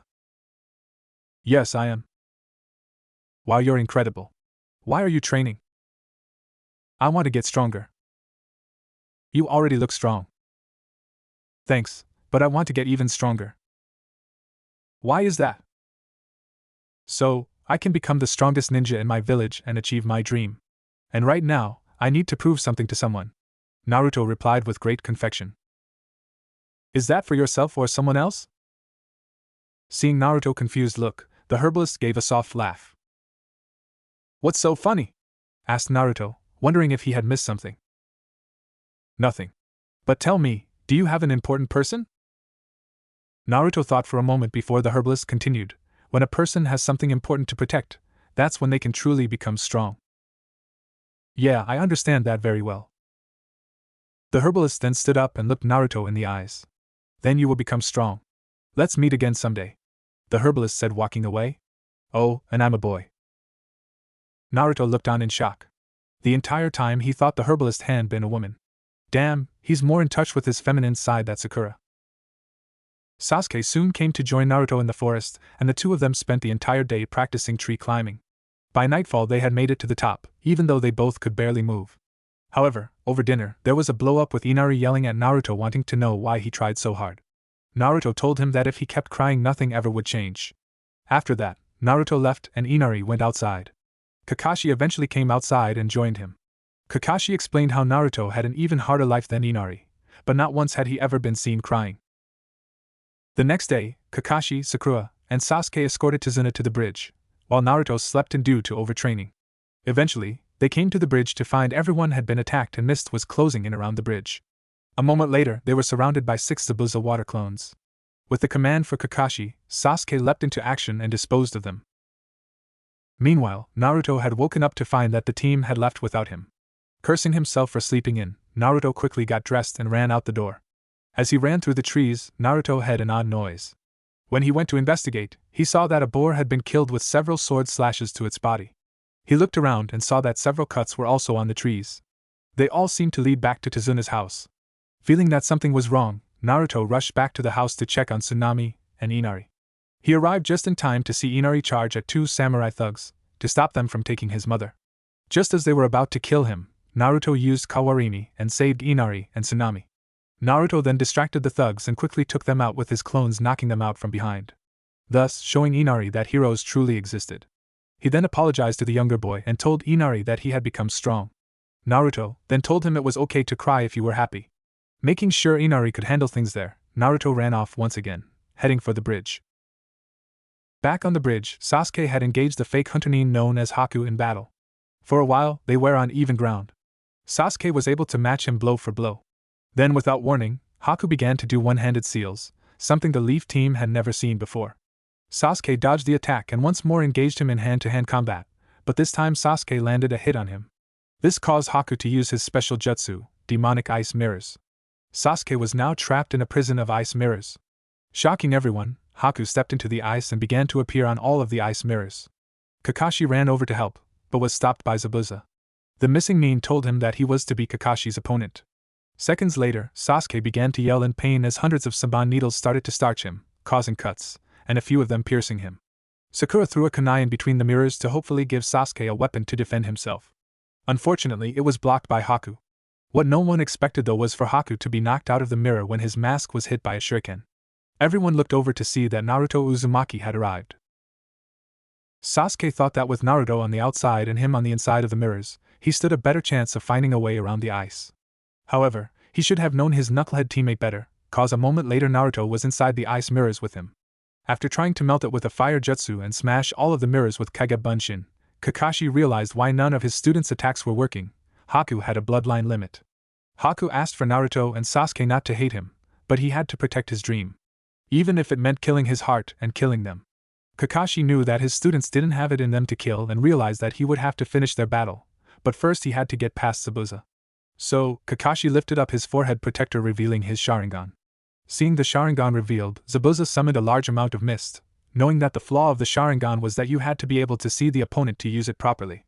For the first moment, Kakashi thought that with the mist so thick that Zabuza wouldn't be able to see him. He was surprised to see the missing Nin appear behind him, with his eyes closed. Zabuza reminded Kakashi that he was an expert in silent killing, and could attack his target by sound only. He then realized that Zabuza was going after Tazuna and ran as fast as he could to intercept him, just as the missing Nin swung his blade at the old man. Back in the ice prison, things weren't going well for Naruto and Sasuke. Both of them had needles everywhere, but for some reason Sasuke's vision was becoming clearer, and had even been able to dodge a few attacks. Once again Haku threw his needles at them. Sasuke jumped out of the way, pushing Naruto and himself away from the attack. As he stood up, Haku saw that Sasuke had awakened his Sharingan. Seeing that it was time to end this fight, Haku aimed to take out Naruto instead of Sasuke. Seeing that the masked Nin was going for Naruto, Sasuke jumped in front of Naruto. With a groan of pain, Naruto got to his knees. He had been starting to do more intense training with Guy and Lee, but he had never been in a fight like this. Every bone in his body ached and screamed in agony. This made it clearer to him than ever before, he did have a long way to go. He looked over his shoulder to see the masked Nin on the ground and Sasuke in front of him. As his eyes traveled upwards, he took more notice of Sasuke's wounds. Especially, the 6 needles sticking out of his neck. "What's with that face, Dobe?" Sasuke asked in a rasping breath. "Why? I never asked for your help, TME," Naruto shouted out, not wanting to accept what was in front of him. "I don't know, my body just moved on its own." No longer able to stand, Sasuke's body fell back. "That man, my brother, I promised myself I wouldn't die until I killed him," Sasuke rasped out in Naruto's arms, closing his eyes as his final breath left his body. Naruto continued to stare at Sasuke's face, as if expecting him to wake up. He never noticed Haku standing up, but did hear the masked Nin's words. "He landed a blow on me and without flinching died to protect you. To protect a precious person, knowing I was a trap, he was still able to jump in. He is a shinobi that deserves respect. Is this your first death of a friend?" This is the way of the shinobi, Haku spoke as he stepped back into his mirror. "Shut up," Naruto growled out. He was tired of talking, tired of being weak, and tired of not being able to do anything. It was time to show the world. Naruto raised up his head at the masked Nin, showing the vast changes he had gone through. Gone were the thin wicker marks, they were now more defined. His nails had sharpened into claws. His hair was slightly darker and more feral. The greatest changes were in his eyes. Gone were the once shimmering blue orbs of hope. In their place were 2 bright red slit-pupilled eyes. With them came a tsunami of rage. "I'll kill you!" Naruto yelled out in rage. For the first time in so many years, Haku felt something he thought he'd never feel again. Fear. Bright red chakra swirled around Naruto's body, cutting into the concrete of the bridge. The needles in his body shot out as the cuts on his body healed. The chakra began to take shape above Naruto's head, in the form of a giant fox head. The head roared as Naruto sprang into action. As Zabuza and Kakashi continued to battle it out, they felt the chakra emanating from Naruto. It was a power unlike anything ever felt before. Did the seal break? Kakashi thought to himself. Whose doing is this? It can't be Kakashi's, it's too strong to be his. Zabuza thought to himself, wondering for a moment how Haku was faring. Kakashi removed a scroll from his pocket and opened it, tracing a smear of blood from his thumb over it. Zabuza, if you can hear me, neither of us has time to waste. I'm a busy man, you're a busy man, so let's end this now. Kakashi said into he missed as the scroll snapped closed and landed between his thumbs and index fingers. Sounds interesting. What can you do in a situation like this? Show me, Kakashi, spoke Zabuza's voice from somewhere in the mist. Things were looking bleak for Haku. The boy had deflected his needles with only chakra. As he tried to attack from above, he had dodged out of the way and grabbed him before he could get back to a mirror. Then, with one mighty swing, had punched him through his mirror. Haku flew back and landed with a thud. The force of the blow sent him rolling back even further. Just as the mask had cracked, so too had his mirror. The mirrors shattered to the ground, while the mask slowly broke off. He saw the boy charging at him, and as the final piece broke off, Haku knew he had failed to protect his precious person. It was the end for him. Haku waited for Naruto to strike him down, but it didn't happen. Naruto had stopped mere inches from his face. You're that guy from yesterday, Naruto said, recognizing Haku. Why did you stop? I killed your precious friend, yet you can't kill me? Naruto looked back at Sasuke's body. Damn it! Naruto yelled out as he struck Haku. The force of the blow knocked him back, but wasn't enough to kill him. As he got to his feet, he told Naruto that people often made this mistake, in not killing their enemy. Letting them live without a dream or being needed. Letting them feel the pain of living. He told Naruto that by beating him, he has taken his reason for living. As Zabuza had no need for a weak shinobi. Naruto couldn't understand how someone like Zabuza could be important to him. Haku then began to explain about his birth and how because of his and his mother's bloodline, his father had killed his mother and tried to kill him. Haku explained about the country of mist civil wars and how because of those wars people with bloodline were feared and hunted down. Revealing that you had a bloodline meant death. After killing his father in self-defense, he realized that he was an unwanted person. Naruto was seeing the boy's point as he spoke. Haku asked Naruto about his dream. How if one person acknowledged him, wouldn't that person become his precious person? Naruto thought about Iruka, the first person to acknowledge him. Haku told him how Zabuza took him in, knowing about the bloodline, and acknowledged him. He was happy to be wanted. Zabuza needed him to be his weapon and he was. Haku looked Naruto in the eyes and said, "Naruto-kun, please kill me." After slamming the scroll onto the ground, Kakashi has summoned his nin dogs to attack from underground. As Zabuza had his eyes closed, he didn't see the attack until it was too late. Now, he was being held in place as the mist slowly started to disappear. Kakashi explained his reasons for letting Zabuza land his attacks on him. How thanks to his blood-soaked weapons, Kakashi's nin dogs could find him. Zabuza watched as Kakashi did a few hand seals and summoned chakra into his right hand. Kakashi told him how his ambition was dangerous. Zabuza argued that he was fighting for his ideals. Seeing that Zabuza was refusing to surrender, Kakashi began to charge. Naruto looked at Haku, not understanding his request. "Why are you hesitating?" Haku asked. "I don't understand. Is being strong the only reason for you to be alive? Something other than fighting, you could have been acknowledged for something else. The day I met you in the forest, I thought you were like me. You should be able to understand. I'm sorry that you have to stain your hands. Is this the only way?" "Yes," Haku answered in a soft voice. Naruto unsheathed a kunai from his side holster and held it in a striking position. "Please fulfill your own dreams. If we had met under different circumstances, we might have been friends," Naruto said as he readied himself. "Thank you," Haku said as Naruto started to run at him. Haku knew that Naruto would one day be a strong ninja, but what this would mean he would never see. Just as Naruto was about to strike him, Haku sensed something. He sensed a massive amount of chakra rushing at Zabuza. Thinking quickly, he grabbed Naruto's arm, blocking the attack. "Sorry, Naruto-kun, but I can't die yet," Haku told the surprised boy and rapidly went through one-hand hand seals. A fraction of a second later, Haku was gone. Kakashi thrust his head forward, aiming right at Zabuza's stomach. The lightning chakra of his attack burned through the flesh. The nin dogs poofed out of existence, their summoning time over. Kakashi stared wide-eyed at the sight before him. It wasn't Zabuza that he had struck, but Haku instead. Kakashi's arm was straight through where the boy's heart was moments ago. Zabuza looked on as the warm droplets of Haku's blood slowly slid down his face. Back in the village, Inari had been going door to door trying to get support to go to the bridge and fight Gato. He was at the last house and so far, he had no support. "Jichi-san, please open up. Come to the bridge with me. If we all go together, we can defeat Gata's men," Inari shouted through the door. "I'm sorry, Inari, we don't want to fight anymore. Even your father, the man called a hero, is no longer here. If we fight, there will be sacrifices. We don't want to lose anything precious again. Nobody wants to do anything they'd regret," came the voice of Jichi from behind the door. "I don't want to have any regrets either. That's why we have to fight. I love my mom, my grandpa, Yujichi-san, and everyone in the city. I know now that you can't protect anything by being a crybaby. It is better to die on our feet than to live on our knees," Inari said. The young boy then left to ready himself for the bridge. Inside the house, Jichi's wife sat at their table. "Inari has become a man, are you really going to let him go alone?" she asked. Back at his house, Inari's mother was trying to dissuade her son from going to the bridge. Inari told her that even though he was a child, he knew what it meant to fight. Seeing some figures in the distance from the clearing mist, Naruto ran towards them. He was shocked to see Kakashi's arm sticking through the chest of Haku.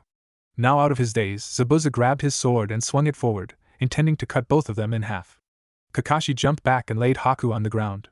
Naruto was angry at what Zabuza had tried to do, even after how much Haku cared for him. Zabuza was just going to cut through him. Kakashi ordered Naruto to stand his ground, it wasn't his fight. Seeing Naruto, Sakura called out to him. She asked where was Sasuke, and upon seeing the pained look on his face, knew something had happened. Zabuza charged at Kakashi, but was stopped by a hard kick to the gut. Sakura wanted to go and see what had happened to Sasuke, but refused to leave Tazuna. The old bridge builder offered to go with her, so she wouldn't be breaking her orders. Soon she was standing above the cold body of her beloved. Sakura just stared down at Sasuke's cold body, not wanting to believe the sight before her eyes. Upon hearing Tazuna saying it was fine to cry, Sakura explained how she had memorized the 100 shinobi sayings and that one of the sayings was to always keep emotions on the inside. Unable to stop herself, Sakura began to cry. Tazuna stared down in pity. This was no way for someone to live. The battle between Zabuza and Kakashi raged on. Zabuza's left arm was paralyzed, so he was using his right hand to swing his sword. As he rushed at Kakashi, he was slugged hard in the face. Zabuza swung his blade only to have Kakashi appear behind him. Kakashi stabbed Zabuza's right arm as he ducked a back swing from the blade. Now both of his arms were useless. A voice from the other side of the bridge drew their attention. They all looked over to see a short man in a business suit with a small army of thugs. It seemed Gato had arrived. Gato reviled how he was planning to kill Zabuza. Seeing that he had been betrayed, there was no longer a reason to fight or kill the bridge builder. As they were talking, Gato walked forward and proceeded to kick the dead body of Haku for his broken arm. Naruto was pissed at the sight. "What are you doing? You bastard!" Naruto shouted out. He then charged at Gato, only to be stopped by his sensei. "Say something. Weren't you friends?" Naruto shouted at Zabuza. "Shut up, kid. Haku is already dead. Don't you feel anything at all? Weren't the two of you always together?" "As I was used by Gato, I used Haku. That's all it was. In the world of shinobi there are only those who use, and those who are used. We shinobi are simply tools. What I wanted was his blood, not him. I have no regrets." "Do you really mean that?" Naruto asked as his sensei tried to stop him. "Stop Naruto. We aren't fighting him anymore," Kakashi said. "I don't care. He's still my enemy," Naruto replied. Naruto then pointed a finger at Haku's dead body and said, "He really loved you. You were his precious person. He loved you that much. Do you really feel nothing? Do you really not feel anything at all? If I become as strong as you, will I become like you? He threw away his life for you, without his own dream to die as a tool." "Brat, don't you dare say another word," Zabuza said as he slowly turned to face Naruto, a small tear dripping down the side of his face. "It pained him to have to fight you. Haku fought not only for me, but for you as well. He was too kind. I'm glad I got to face you in the end. Yeah, kid, you may be right. A shinobi is still a human, we may not be able to become emotionless tools. I've lost. Kid, let me borrow your kunai." All the while he spoke, Zabuza had been chewing away at his mask, so when Naruto tossed over his kunai, it was caught in his mouth by the handle. With the kunai in place, Zabuza charged forward. Gato ran back into the mob of thugs, telling them to kill them. As the thugs watched the injured Zabuza run towards them, it looked like an image of a demon had appeared above him. Gato looked on his horror as Zabuza cut through the thugs. Zabuza wasn't slowing down, even though he had blades sticking out of his back. Soon Zabuza had broken through and stabbed Gato in the chest. Zabuza yanked the kunai out and slit his throat open. As Gato died, Zabuza turned around and upon seeing the crazed look in his eyes, the thugs gave him a wide berth. After all, he had just taken out over half of their numbers. Naruto and everyone else watched as Zabuza fell to the ground. "Don't look away. This is the end of a man who lived a difficult life," Kakashi said to Naruto. A voice called out in the darkness. Sasuke slowly opened eyes to see Sakura kneeling next to him. "Sakura, you're heavy," he gasped out. Seeing that Sasuke was alive, Sakura hugged him in joy. Sakura soon began to gush over Sasuke. Eventually, telling him that Naruto was fine and Haku was dead. Sakura yelled over at Naruto telling him that Sasuke was fine. Naruto looked behind him, to see Sasuke standing up. At this point the thugs decided to make themselves known again. They explained to the ninjas how they were going to ravage the town as a response to them killing Gato. He wasn't much to them, but he was a meal ticket. As they ran forward in mass, a single arrow came down from the sky. Everyone turned to look at the far sea of the bridge to see the entire village, each of them with weapons drawn. The thugs looked to see that Naruto and Kakashi had preformed Kage Bunshin, resulting in several copies of them. Not wanting to get into a fight, they turned tail and ran, scrambling back into the boat they had arrived in. And this is where things get different. After the thugs had left, Kakashi and Naruto walked over to Zabuza's fallen body. "It looks like it's over," Kakashi, I have a request, Kakashi. I want to see his face one last time. Gasped out the dying Nin. Sure, replied Kakashi as he slid his forehead protector back over his Sharingan. He looked at Naruto and said, "Go get Zabuza's sword." Kakashi then knelt down and began to carefully pull the blades out of Zabuza's back. Naruto walked over to Zabuza's large sword and picked it up. He was surprised by the weight of the large weapon. Wow, this would be one impressive sword to use. The young blonde thought to himself as he carried the weapon back to Kakashi and Zabuza. His sensei had just pulled the last blade out and was now carefully picking up Zabuza in his arm. As he lifted up the missing Miss Nin, it began to softly snow. "Hey sensei, is it true what Zabuza-san and Haku-kun said? Is this really what being a shinobi is all about?" asked Naruto. Sadly, for many it is, Naruto. Ninjas aren't known for living very peaceful lives. Each and every ninja has to live and deal with that issue, Kakashi replied to his young student. "Okay, I've just decided. I'm going to be a ninja in my own way and change what it means to be one," Naruto said confidently. Kakashi gave Naruto an upside-down eye smile. If anyone could, it would be him. Kakashi carefully knelt down and laid Zabuza's dying body next to Haku. Naruto then placed his sword next to him. "Are you crying, Haku?" Zabuza thought as he looked at the face of the boy who had become a son to him. "If I could, I'd like to go to the same place as you," Zabuza rasped out. "You can, Zabuza," said Kakashi. "Yes, but first I have to do something." Zabuza turned his head to Kakashi and Naruto, staring up at them from his position on the ground. "Here, brat, take my sword," he said to Naruto. "Why?" asked Naruto as he walked over. "You said you planned to change the meaning of what it means to be a ninja. So, I've decided to give you my sword to help you. It's the duty of a member of Kirin no Shinobigatana Nananin Shu to pick the successor of his blade. And I've picked you, kid. I want you to take Kubikiri Hocho and carve your way of the ninja into the world. I'll be looking down on you from time to time. Being my successor makes you part of Mist now. That'll be fun to see," rasped out Zabuza. With his dying strength, he lifted up Kubikiri's handle off the ground and nudged it over to Naruto, who had knelt down by him. Kakashi had walked over to check on Sasuke. As Naruto grasped the blade, Zabuza handed him his forehead protector and then turned back to face Haku. "Hey brat. Gata's base is located about 3 miles south of here," rasped out Zabuza. "Why are you telling me this?" asked the curious Leaf Nin. "The most valuable thing to a shinobi is knowledge. I figured you might find something there," Zabuza told his successor. A moment later, Zabuza breathed his last and was no more. Naruto stood and shed a silent tear for the ninjas who taught him so much. A few hours later, they had bandaged up Sasuke, who would need to stay in bed for a few days, and buried Zabuza and Haku. Night had fallen over the village, and for the first time in years, everyone was sleeping peacefully. All except one, that is. Naruto Uzumaki was wide awake. "I guess it's time," Naruto thought to himself. He silently got out of bed, grabbed his pack and climbed out the window. He then summoned a Kage Bunshin to stay in the house. With the Bunshin taking his place in bed, Naruto ran into the forest. Once he was sure he was safely alone, Naruto opened his pack and unzipped a hidden compartment inside. He took the objects out, which happened to be some clothes, and began to change. A moment later, and Naruto was no longer the genin from Konoha, he was now the doctor. Time to operate, Naruto thought to himself once his mask was securely in place. Naruto then took off running east. Soon, he had arrived at 2 freshly dug graves. The graves of Zabuza and Haku. Naruto began to dig up Haku as he thought back to how he had learned what he was about to do. Flashback no Jutsu. 3 days before genin team placements. Naruto sat in the field mediating. Soon, he would himself in his mindscape. "I guess Kyubi wants to talk," he thought as he walked towards the demon's room. "It's good to see that you've started to get stronger, brat," said the fox as Naruto stepped in. "I'm rather impressed by your torture codename, the Doctor. So, I've decided to teach you a very special ability to go with it." "Oh? What?" asked Naruto, wondering what the fox could teach him to go with his codename.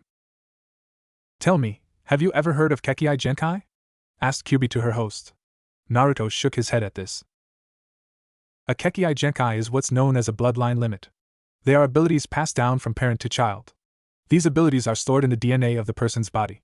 The DNA is located in the cells of a person's body, and the body is completely made up of cells. Everything from your hair to your blood is made up of cells. Therefore, it all holds the DNA. What you will need to do is separate the part of the DNA that has the bloodline from the rest, and then inject it into yourself. The ability I'm going to teach you will help with that," explained the fox. So, for the rest of the day, Naruto learned how to take bloodlines. End flashback.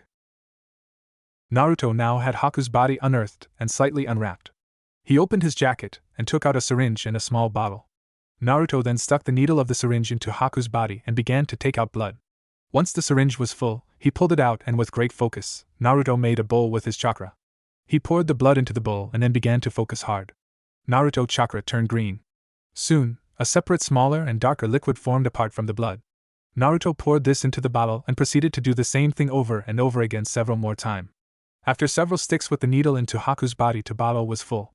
Naruto discarded the needle and carefully reburied Haku. He then took out a second syringe with a much larger barrel and placed the needle into the DNA. Naruto pulled up on the plunger, forcing the DNA into the barrel. Once it was all in, Naruto quickly discarded the bottle. He then looked at the syringe that was about to change his life. Naruto sat down on the ground and rolled up his right pants leg. Here goes nothing, he thought to himself as he stabbed himself in the calf with the needle. Naruto pushed down of the plunger, forcing the DNA into his body. Hey, that wasn't so bad, he thought as the last of the DNA had gone in and he was pulling the needle out.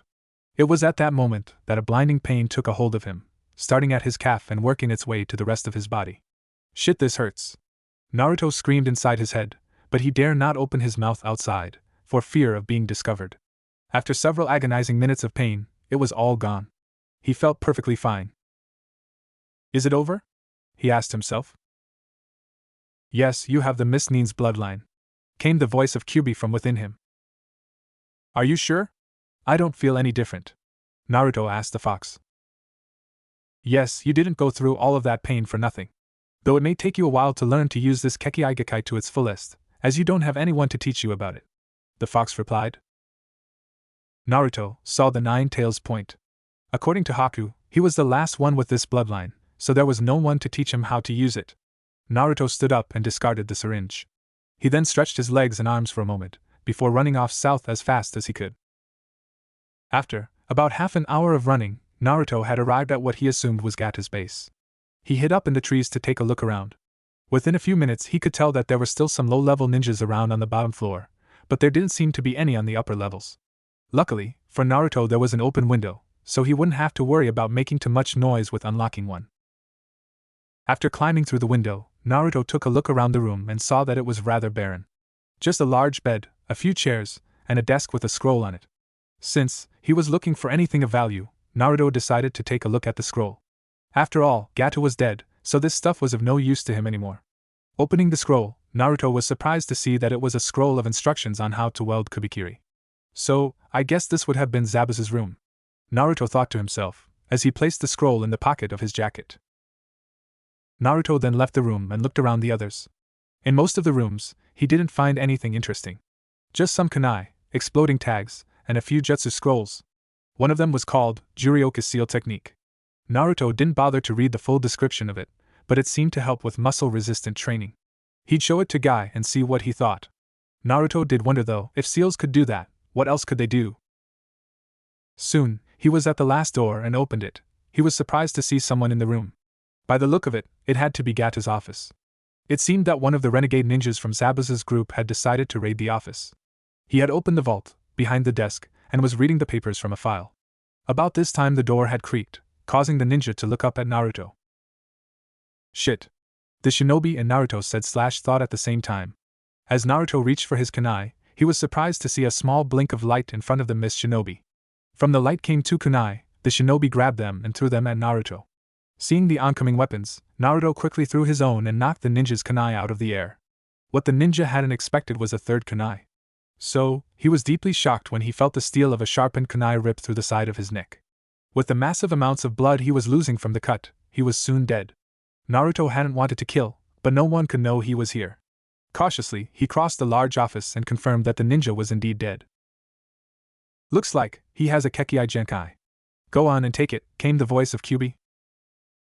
It did make sense to him. So, kneeling down next to the dead shinobi, Naruto began to focus his chakra on the ninja's body as he pulled out a small bottle, not even bothering to use a syringe to take out blood. Once he pulled out enough DNA, Naruto filled the bottle and took out another syringe. After filling the barrel of the syringe, Naruto then stuck himself in both arms and both legs. After a few moments the pain passed, though it hadn't been as bad as it was with Haku's bloodline. Interesting, it seems this shinobi had two bloodlines. One of them was that blinking you saw. Apparently it allows the user to place an infinite number of items in a pocket space and call forth any item from anywhere. Came Kyuubi's voice after the merging was done. Quick question. What's a pocket dimension? Asked Naruto to his demon.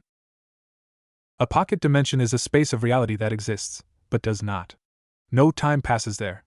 Try sending one of your kunai there. Just think of the kunai floating in a void. Kyuubi said. Following the demon's advice, Naruto took out a kunai and began to focus. A moment later, there was a blink, and the kunai was gone.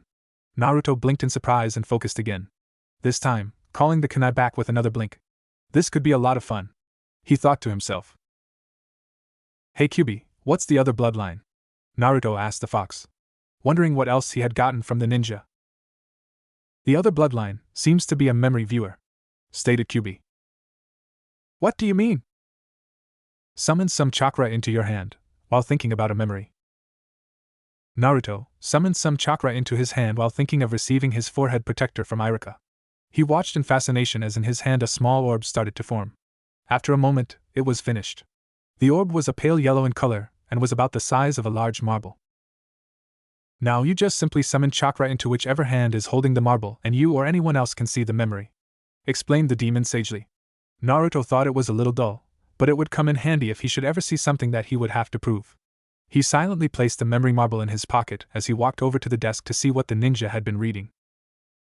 Skimming through the papers, Naruto saw that it was papers on Gata's different businesses.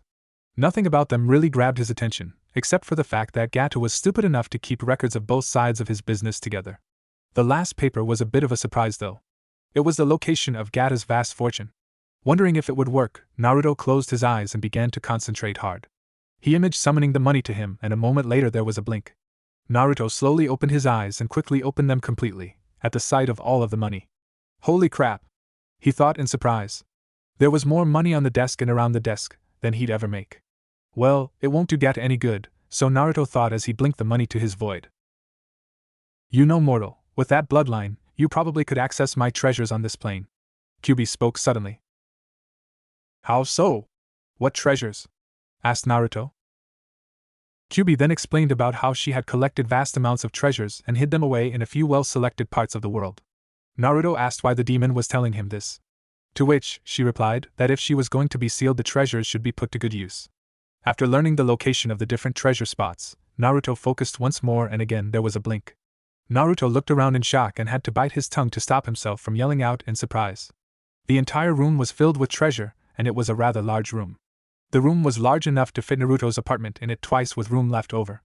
All around the room there were piles of gold and silver, scrolls, some weapons, and other items. Naruto quickly sent everything to his void. With Gata's money, now his money, and Kyuubi's treasures he'd be set for life. I guess when I get back to Konoha, I should do some shopping, Naruto thought to himself.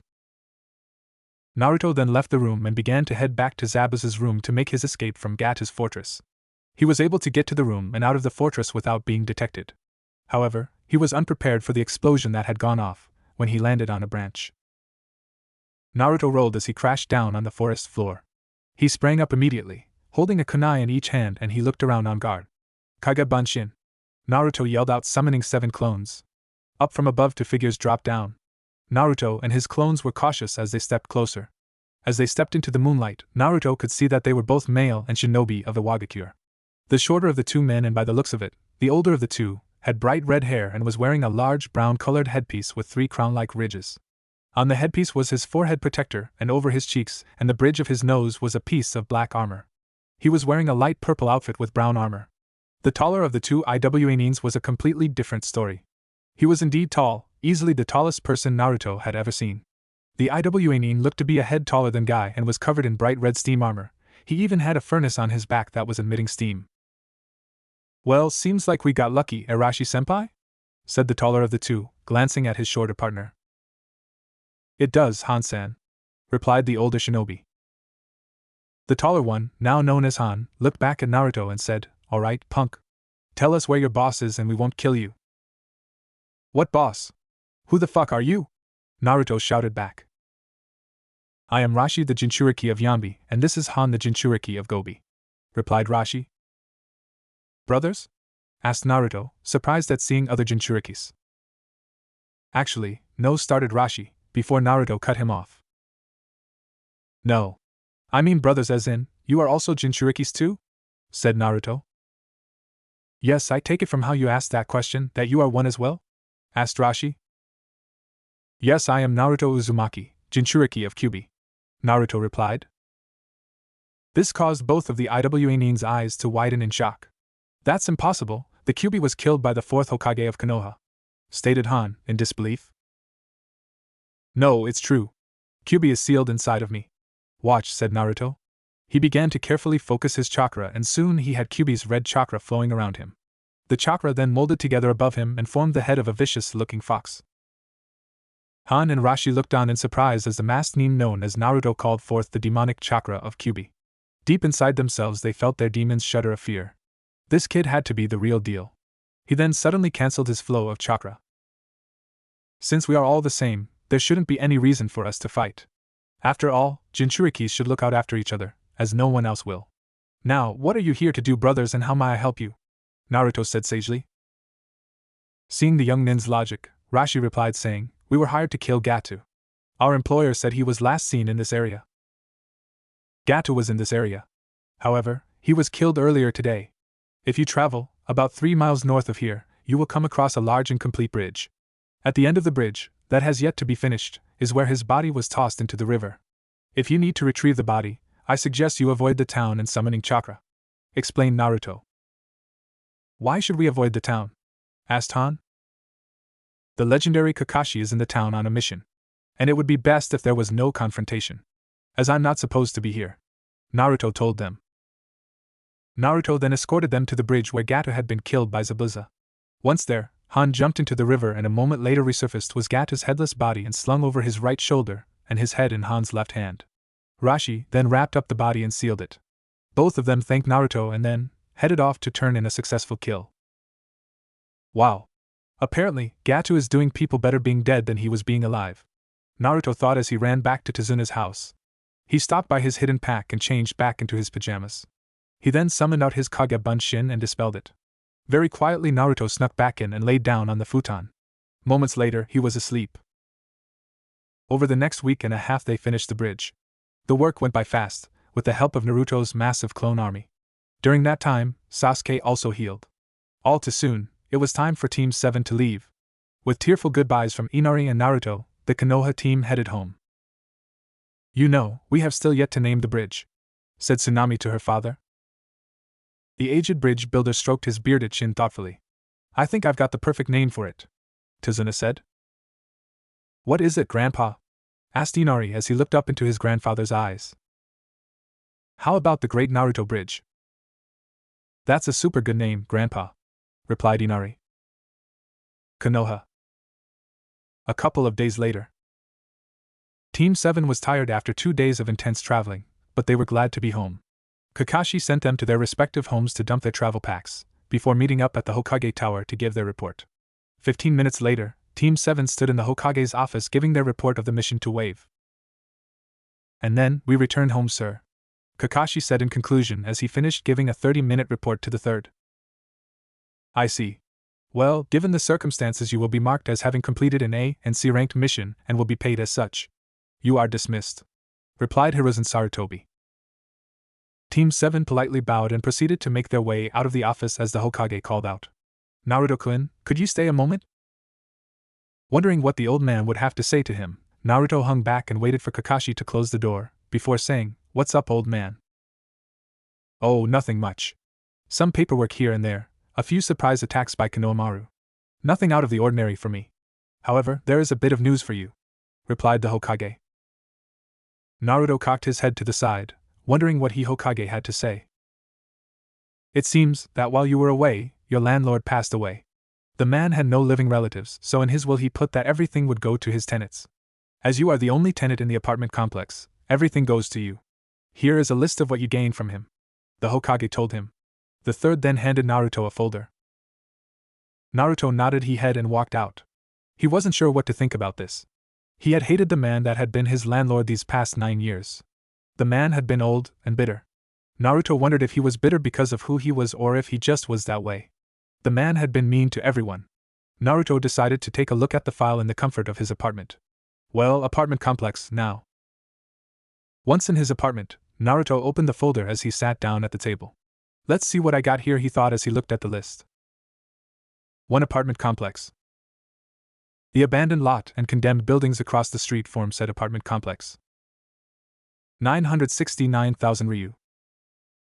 Naruto was surprised at getting the lot across the street and the money. The lot had been an eyesore of years, even before the attack 13 years ago. He also had no idea the man had a good amount of money saved up. But then again, the landlord had hated spending money. What the hell am I going to do? Thought Naruto as he banged his head on the table. Well, if you'd stop killing the last of your brain cells, insect. I could make a suggestion. Came the disgruntled voice of Kyubi from within. What's the suggestion? With the money you have gained and the land you now own, why not make it work for you? And how would I do that? You would go to the library and check out books on remodeling, repairing building buildings, electric wiring, landscaping, and business management. Then, fix up this hotel and get it looking brand new, give it a good name and reopen it. You'd demolish the buildings across the street and build new ones to open new businesses. I also recommend that you learn the trade of the businesses you plan to open. If you want to get more respect from the village, try being in the business world of things. Explained the demon. That could take a while. Naruto thought back. Yeah, it's a shame you don't have something like Kage Bunshin or Kage Butai, you idiot! Roared out the fox, causing Naruto to fall out of his chair. Okay. I see your point. No need to yell. Naruto thought as he got up to head out. He summoned a clone for the library and went to get some ramen for himself. Later, when he returned home after a filling lunch of ramen, Naruto flipped through the books that the clone had dropped off. After looking through them for a moment, Naruto created 100 copies of each of the 6 books, and then 600 clones. When he handed the last book to the last clone, Naruto himself headed for the Konoha Building Commission's office to get a building permit. While there, he was given the cold shoulder, but a quick flash of some money and he left the office with his permit. On the walk home, Naruto thought on how to remodel the apartment complex and what to name it. Naruto wanted it to be shinobi-friendly. He decided that the first 2 floors would be single-bed units. The next 2 floors would be 2-bed units, and the last 2 floors would be 3-bed units. After all, ninjas have families. On the roof, he built a pool for the residents.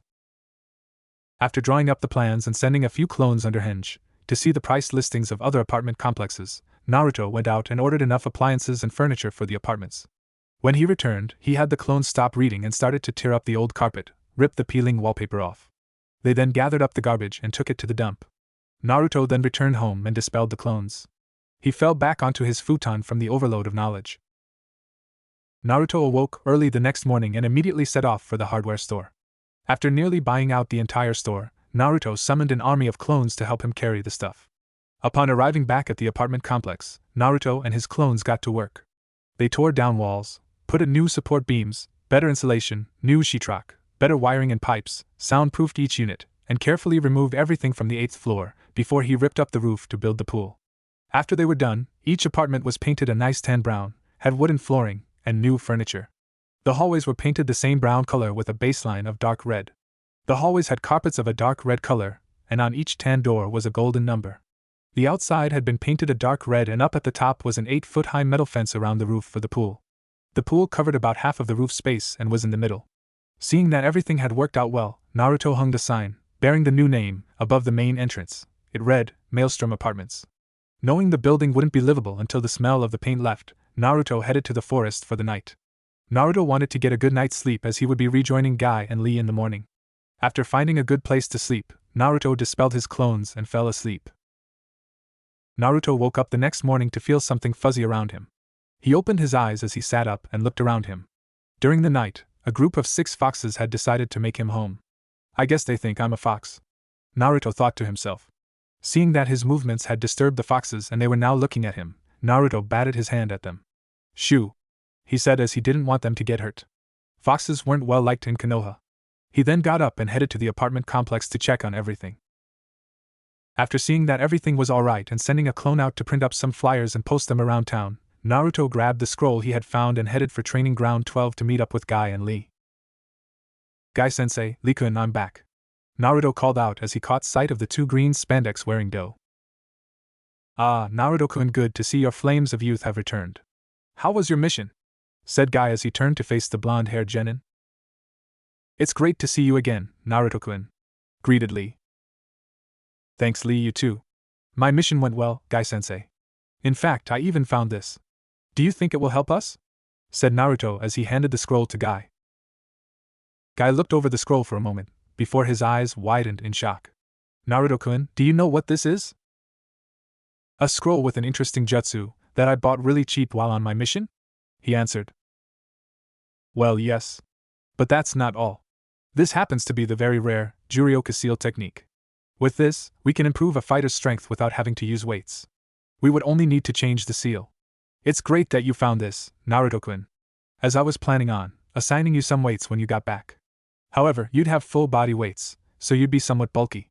With this, I won't have to. Guy explained. Oh, cool. So, can we do it now? Naruto asked excitedly. Sure. Naruto, take off your shirt, and I want both of you to roll up your pants. Guy ordered his students. Naruto took off his shirt and rolled up his pants, as Lee removed his weights and rolled up his pants. Guy then took out a brush and a complex chakra-conducting ink and proceeded to add Juryoka seals to them. On each leg, Lee was sealed with 350 pounds. On Naruto's legs, he had 150 on each of them, 100 on each arm, and 200 on his torso. It took several minutes to get used to this new feeling. For Naruto, he had never felt this sort of training was possible. For Lee, it was odd to not be wearing his weights anymore. After 5 minutes of walking around and getting used to the new weight to their bodies, Guy had them start their workout. They did 300 kicks with each leg, 300 punches with each arm, ran 100 times around the village, and finished it all off with practicing the stances in their respective taijutsu forms. While in their stances, Guy corrected them on what they were doing wrong and helping them to correct it. When they finished, it was mid-morning, and before leaving to meet up with Niji and Tenten, Guy turned to Naruto and said, "Good workout this morning, Naruto-kun. Have you by any chance had an opportunity to get a weapon that fits your style?" No. Not yet, Guy-sensei. Naruto replied. Well, there's a nice weapon store known as the Butcher Shop. I recommend going there. Guy told him before jumping away. After a few more minutes of gasping for breath, Naruto groaned as he realized that Guy hadn't told him where the shop was located. Well, at least it's a nice day to wander around the village, Naruto thought to himself as he headed towards the village. Thankful that he didn't have to meet with Ibiki until tomorrow and then his team the day after that. Naruto summoned a few clones to search around the city, while he had an early lunch. The clones had found the butcher shop while he was eating. It was located in the Oak district of the village. Naruto walked into the shop and was rather impressed by the atmosphere of the place. It was brightly lit with a low ceiling and several of the weapons were on display. "Welcome to the butcher shop, how may I help you?" came a voice to the side. Naruto looked over and saw that a tall, thinly bearded man with a heavy gray apron was sitting behind the counter. "Yes, I'm here for a weapon," replied the blonde. "You're Uzumaki Naruto, part of the Rookie 9, right?" asked the man. Yes sir," Naruto answered, hoping he wasn't about to get thrown out. "My name's Jet. You're the first of the rookies to come and see about a weapon. Well, any idea which one you want?" Jet asked. "Sorry sir, but no. I did read that weapons should reflect the welder's personality, and I was hoping to find such a weapon here," Naruto replied. Jet rubbed his chin and looked at Naruto. "Definitely not a sword or a mace. Do you use a taijutsu style?" "Yes sir, Guy-sensei is teaching it to me." "Is it long or short range?" "Short range." "Is the style meant to be powerful, fast, or a combination of the two?" "A combination of the two." "Last question, do you have a lot of chakra?" "Yes sir." "Then I think I've got just the weapon for you," Jet replied as he stood up and walked to the back room of the shop. When he returned, he was carrying a large, polished, wooden box. Jet placed the box on the counter in front of Naruto and said, "Take a look and tell me what you think." Naruto carefully opened the box and looked inside to see two gleaming steel gauntlets. They looked similar to the ones the Demon Brothers used, except of a better quality. "Very impressive, Jet-san. But I take it that there's more to them than what I'm seeing," replied Naruto. "Correct. I call them the Immortals. These gauntlets are the greatest thing I've ever forged. When you summon chakra to certain parts of your arms and hands, the gauntlets will react. When you summon chakra to your fingers, the steel will harden and become sharper than ever before. You'll be able to rip through stone like it's paper. Summon chakra to your hands and the poison will be released onto the claws. Summon chakra to the underside of your arms and the blades come forth. Jet demonstrated each function as he told Naruto about them. Naruto was impressed with the gauntlets. Currently, he was looking at the 3-foot blade that had emerged from a compartment on the underside of the gauntlet. Now, when you summon chakra to the top of your arms, is where things change. The left gauntlet will form a shield and the right gauntlet will shoot out these. Jet continued saying, as he formed the shield and showed Naruto an 1.25 inch long steel stake. How much for the immortals? 3 rolls of 100 feet reinforced ninja wire, 2 sets of kunai, and a box of shuriken? Asked Naruto excitedly. Jet grabbed the rest of Naruto's order and rang it up. Your total is 250,863 ryu. Naruto happy paid the shock smithy, who hadn't expected him to really have that much money for such an expensive weapon. Naruto then left and placed the weapons in the landlord's office of the apartment complex. He took note of how no one had been by to inquire about the place. Sighing to himself, he went out with a few clones to buy a weightlifting set. After buying a barbell set and weight bench with 900 pounds worth of interchangeable weights, Naruto summoned another army of clones and proceeded to demolish the condemned building across the street from the apartments. Once the last of the rubble was at the city dump, Naruto sent his clones to the forest to work on making chakra strings and studying the scroll for kubikiri. Naruto then began to lift weights to increase the strength of his arms, so he'd be able to weld kubikiri better. After a few hours of lifting 150 pounds on each arm with the barbells and bench pressing 225 pounds, Naruto ate a light upper and dispelled his clones in the forest. As his mind assembled the knowledge formed the clones, he discovered that the foxes had been watching his clones. The next morning, Naruto awoke early and joined Guy and Lee for their morning training. It was nearly mid-morning by the time training was done. Naruto returned to his apartment for a late breakfast and had a quick shower before changing clothes, putting on his mask and heading for the ANBU headquarters. As he walked down the hall to Ibiki's office, Naruto waved to a few of the ANBU milling about the hallways. Upon arriving at the door to Ibiki's office, Naruto knocked. Enter, came the hard voice of his sensei. Morning, Ibiki-san, Naruto called out as he opened the door. Good morning to you, doctor, Ibiki replied as he couldn't say Naruto's name. How was your mission, doctor? Ibiki asked, intrigued about how his student's first C-rank mission had gone. Oh, it went well for an A-ranked mission. Even though he didn't show it, Ibiki's eyebrows slightly rose. He hadn't been aware that the mission had been upgraded. Well, doctor, your training has been going very well. I'm impressed with your work ethic for it. So, since we don't have any patients for you to operate on today, I'm going to teach you a jutsu, Ibiki said as he stood up from his desk. Follow me. The two men then walked down a few floors to the torture rooms and stepped inside. What I'm going to be teaching you is what is known as killing intent. It's easy to describe, but hard to master. In order to better understand this, I will perform it on you, Ibiki said right before hitting Naruto with the technique. There was blood everywhere. So much blood. Death embraced his body completely, and then it was gone. Unable to stop himself, Naruto fell down on his hands and knees. What the hell was that?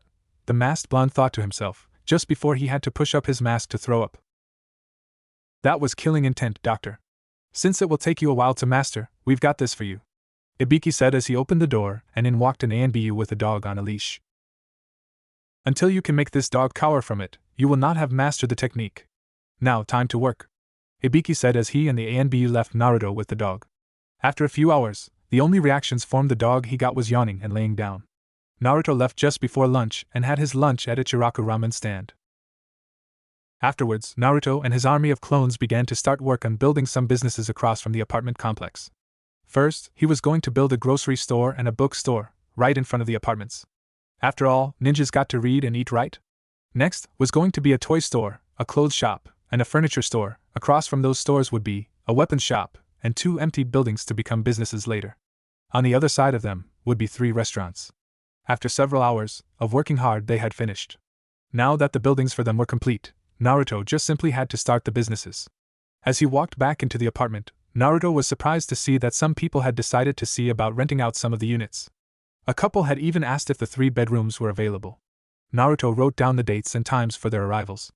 Looks like tomorrow is going to be a good time, Naruto thought to himself as he dispelled his clones and fell asleep.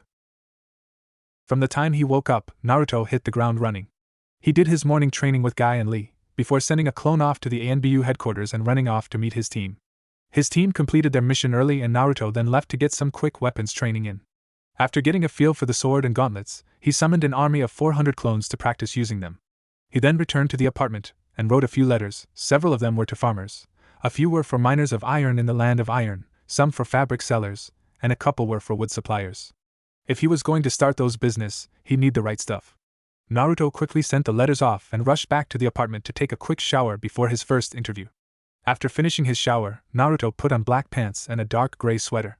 He sat behind his desk and waited of a knock at the door. "It's open. Please come in," Naruto called out. The door opened slowly to reveal 3 stunningly beautiful and scantily clad women, each with a forehead protector. All of them had green eyes, dark blonde hair, and had dark skin. The shocking things about these women were their model-like looking bodies and the impressive size of their chests. The shortest one had long hair tied into 3 ponytails at the base of her head. She wore typical shinobi shoes, red mini shorts, and had a red sports bra on under a white trench coat. She wore her forehead protector around her neck. The middle one had her hair tied up into 6 buns. She wore the same shoes as the other one. She had on a skin-tight navy blue china dress that barely ended past her knees. The dress had a window view, showing off an impressive amount of chocolate flesh. She wore her forehead protector on her right upper arm. The tallest of them was truly a sight to behold. She had long unruly hair going straight down her back. She wore black bell-bottom styled pants. She didn't have a shirt of any kind on, only her forehead protector being used as a thin tube top. "Are you the landlord?" asked the tall woman. "Hi, I'm Uzumaki Naruto, owner and manager of the Maelstrom. I presume the 3 of you are my 4 o'clock? Naruto asked with a slight blush on his face. "Yes. I'm Kathy. This is my younger sister, Kami, and my youngest sister, Sarah," Kathy replied, pointing to the china dress woman as Kami and the shortest one as Sarah. "Me and my sisters are looking for a new apartment. Is there room available?" Kathy asked. "Yes, there's plenty of room available. You're the first I've had come by to inquire about the apartments," Naruto replied. Though the Kathy didn't change her facial features, Kami relaxed a little and Sarah smiled softly. "Which unit are you looking to have?" "We're hoping to get a 3-bedroom apartment, Uzumaki-san," replied Kami in a slightly gravely voice. "Would you like to see the 3-bedroom apartment?" Naruto asked them. The 3 sisters nodded their heads. Naruto stood up from his desk and escorted the 3 women down the hall to the stairs and elevators. "Here at the Maelstrom we have it all, for your preferences. We have stairs, elevators, and an empty elevator shaft for ninjas wanting to get to their floor quicker," Naruto explained as he began to walk up the empty shaft. "Each apartment is fully furnished with a queen-size bed in every bedroom, pull-out sofa, love seat, coffee table, dining table with chairs, microwave, 50-inch flat-screen TVs, stove, oven, dishwasher, shower stalls and tubs in the bathrooms of the apartments."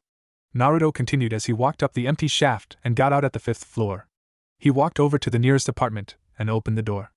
"Well, feel free to take a look around, ladies." The 3 sisters looked around the apartment for a few minutes and talked amongst themselves, before walking back up front to speak with Naruto. "Naruto-kun, are we allowed to change anything?" asked Sarah. "Oh, yes, you can. You can get different furniture, paint it a different color, and select a different type of floor."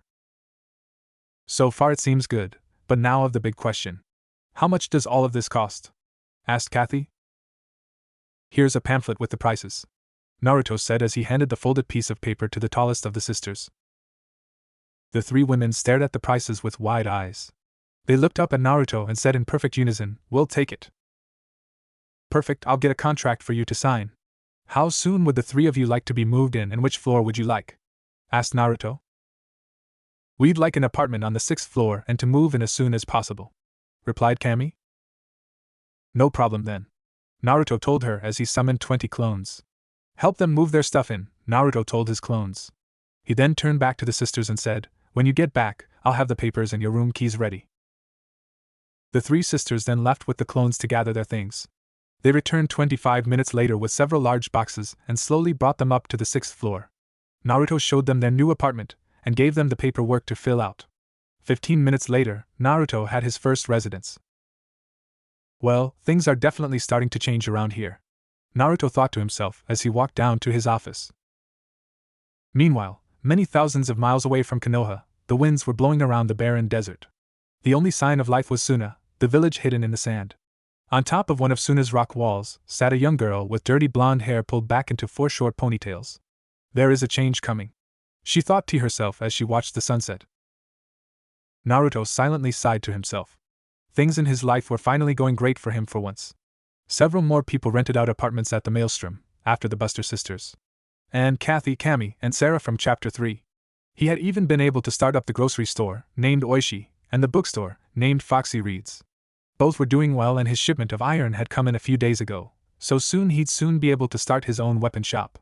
He had also started exchanging letters with Rashi and Han. But right now, he was doing the most boring thing ever, he was patrolling. Ibiki told him he needed to put in some patrolling time. He may be an apprentice, but that didn't excuse him from duty. If he was asked who he was, Naruto was supposed to introduce himself as the doctor, sergeant major of the ANBU torture and interrogation unit. Even though, technically, he wasn't. Naruto would be eventually, but not yet. The reason he had been sighing was because patrolling was so boring. There wasn't even a cat stuck in a tree. The next time Kakashi-sensei uses that excuse, I'm going to go ballistic. Naruto thought to himself. At least things weren't too bad. He had been paired up with Big Bear and Little Bear, since Middle Bear was out sick. They were 2 female ANBUs with bear masks, and were well known in the ANBU for being one of the best 3-man teams. However, the 2 of them were completely different from one another. Where Little Bear was quiet and deadly accurate, Big Bear was loud and destructive. Currently, the 3 of them were on a roof as Big Bear argued with Little Bear about which type of killing blow was better. I'm telling you, Little, an explosive tag to the base of the neck is the best. It ensures that the target is dead, provides a distraction, and it's fun as hell. Big Bear replied with a laugh. Big, please, Little started before a chorus of loud screaming down below grabbed their attention. The 3 members looked over the edge to see Konohamaru, Udan, and Moigi being chased by an enraged Sakura and Ino. I got this, Big, Little. The brats probably just said something to piss them off. Naruto replied as he grabbed his sword and sheathed it. Alright, Doctor. Let us know if you need backup. Big Bear told him just as he was jumping off the roof and heading in the direction he had seen the Konohamaru ninja squad run off to. Konohamaru, Udan, and Moigi were running for their lives. The incident had all started when they had overheard a pink-haired girl talking to a blonde-haired girl about their Nichan, Naruto. The pink girl had called him an idiot, and was happy that he wasn't wasting her time by asking her out anymore. The blonde had replied saying that Naruto had no tastes, as he had been trying to get the pink-haired girl's attention instead of her own, not that he would have stood a chance. This made the 3 of them mad, so the 3 academy students jumped out of the tree they had been hiding in and in rather loud voices declared that their Naruto and Ai-chan wouldn't be caught dead with a billboard brow girl or an anorexic blonde bitch. These statements pissed off the 2 kunoichi, which led to them chasing down the 3 academy students. Konohamaru quickly turned a sharp corner and slammed into something large and hard. He fell back onto the ground as a voice above him said that hurt. Udan, Moigi, Sakura, and Ino, who were both staring at these foreign shinobi. Standing before them was a guy in a black jumpsuit with purple kabuki face paint and a mummy-wrapped package on his back. As well as a tall tan girl in a lavender battle kimono with dirty blonde hair tied back into 4 short ponytails and had a large fan on her back. The insignia on their forehead protectors indicated that they were from Suna. Slightly behind the 2 Sunanins were 3 more foreign shinobi. One was a guy with light blonde hair with dark skin and was carrying long katana at his side. The other 2 were both female, one as dark-skinned as the guy with long red hair and also carrying a long katana at her side. The last female was tall with short blonde hair. She was wearing a short black battle kimono and had a cold, impassive look on her face. The insignia on their forehead protectors indicated that they were from Kumo. Sakura and Ino both enviously noted that the 3 foreign kunoichi were more endowed than they were, but didn't look much older than them. Judging by the stances of the ninjas, they had just interrupted what looked to be the starting of a brawl. Come here, Pipsqueak, growled the boy in the black jumpsuit as he picked up Konohamaru by the scruff of his shirt. Crap. What should I do? There aren't any jonin around. Sakura thought desperately to herself. Before anything could happen, a voice from the side yelled out. What's going on here? 10 pairs of eyes turned to see a short, young-looking guy in long black pants, a black shirt under a large black trench coat, and a featureless black mask with only an orange slash over the mask. He had a metal link chain wrapped around his waist a few times as a belt. Who the fuck are you? Asked the guy holding Konohamaru. Before the guy could reply, Konohamaru yelled out, Oh crap, it's the doctor. He's come to operate on me. Please don't operate on me, doctor, I'm not sick. Konohamaru knew that the doctor was actually Naruto, from having burst into a meeting between him and his grandfather, the third Hokage. The young boy had been sworn to secrecy, and was told he would face severe punishments if he told anyone. "Konohamaru, who's the doctor?" asked Moegi, in frightened voice. "The doctor is the most sadistic interrogator in the ANBU's torture and interrogation unit of Konoha. Rumor is that he got in by ripping a guy's heart and told him he'd get it back if he talked," the young boy replied. This statement caused mixed reactions from everyone. Udan and Moegi became more frightened, Sakura and Ino were creeped out, and the foreign nin looked on in slight disbelief. "Oh, that's no rumor," the doctor replied as he reached into his pocket and pulled out an object the size of a large rock. As he held it out to them, everyone could see that it was a heart. Looking at the heart in the interrogator's hand, the guy dropped Konohamaru to the ground. The academy student quickly ran over to his friends. "Darn, you let him go. Now I can't operate on you," the doctor replied as he put the heart away. "However, it looks like I might get to operate on the rest of you. What are you three doing out of class?" he asked the Konohamaru ninja squad. Not waiting for an answer, he turned to Sakura and Ino and said, "The two of you are to take them to the academy immediately after this is over. Now as for the rest of you, where are your papers?" he asked as he turned around to face the foreign nin.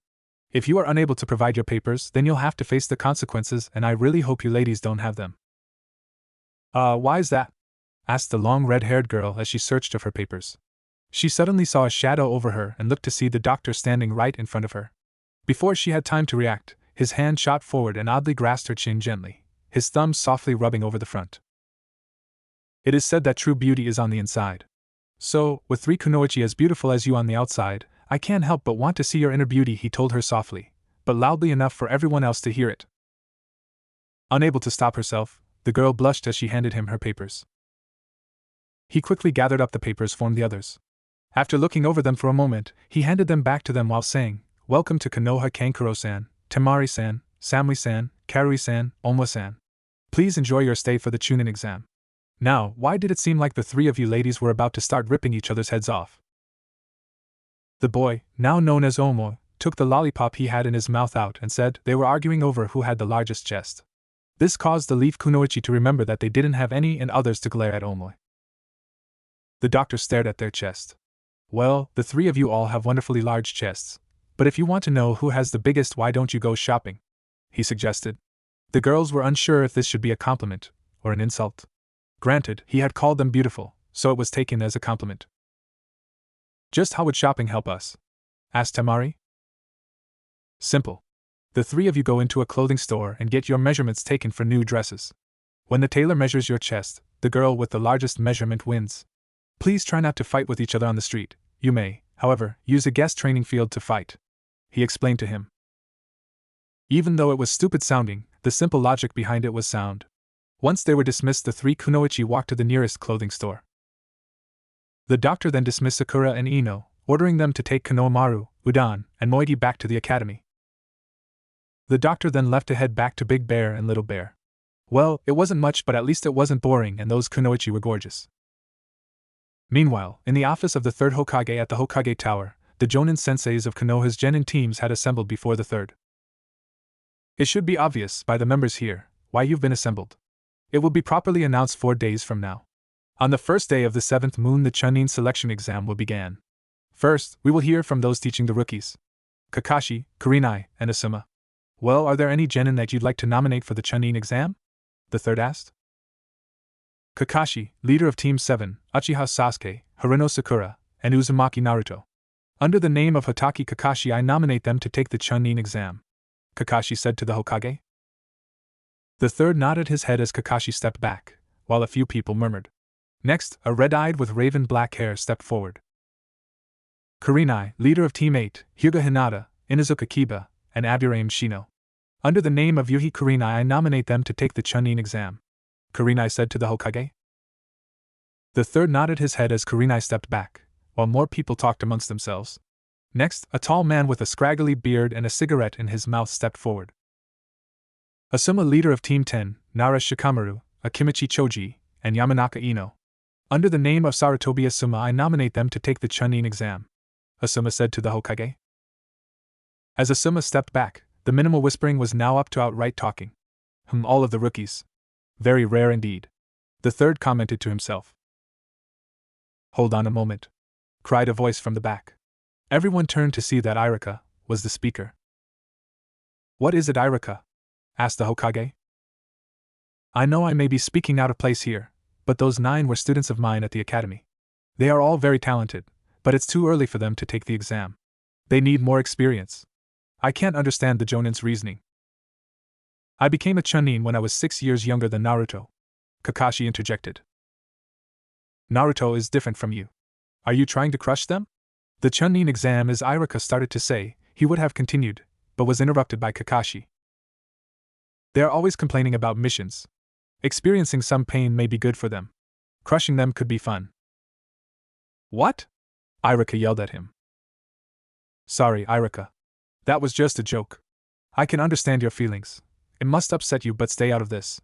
They are no longer your students. Right now, they are my soldiers, Kakashi told him, leaving no room for a rebuttal. Irika grimaced, but fell back and let the proceedings continue.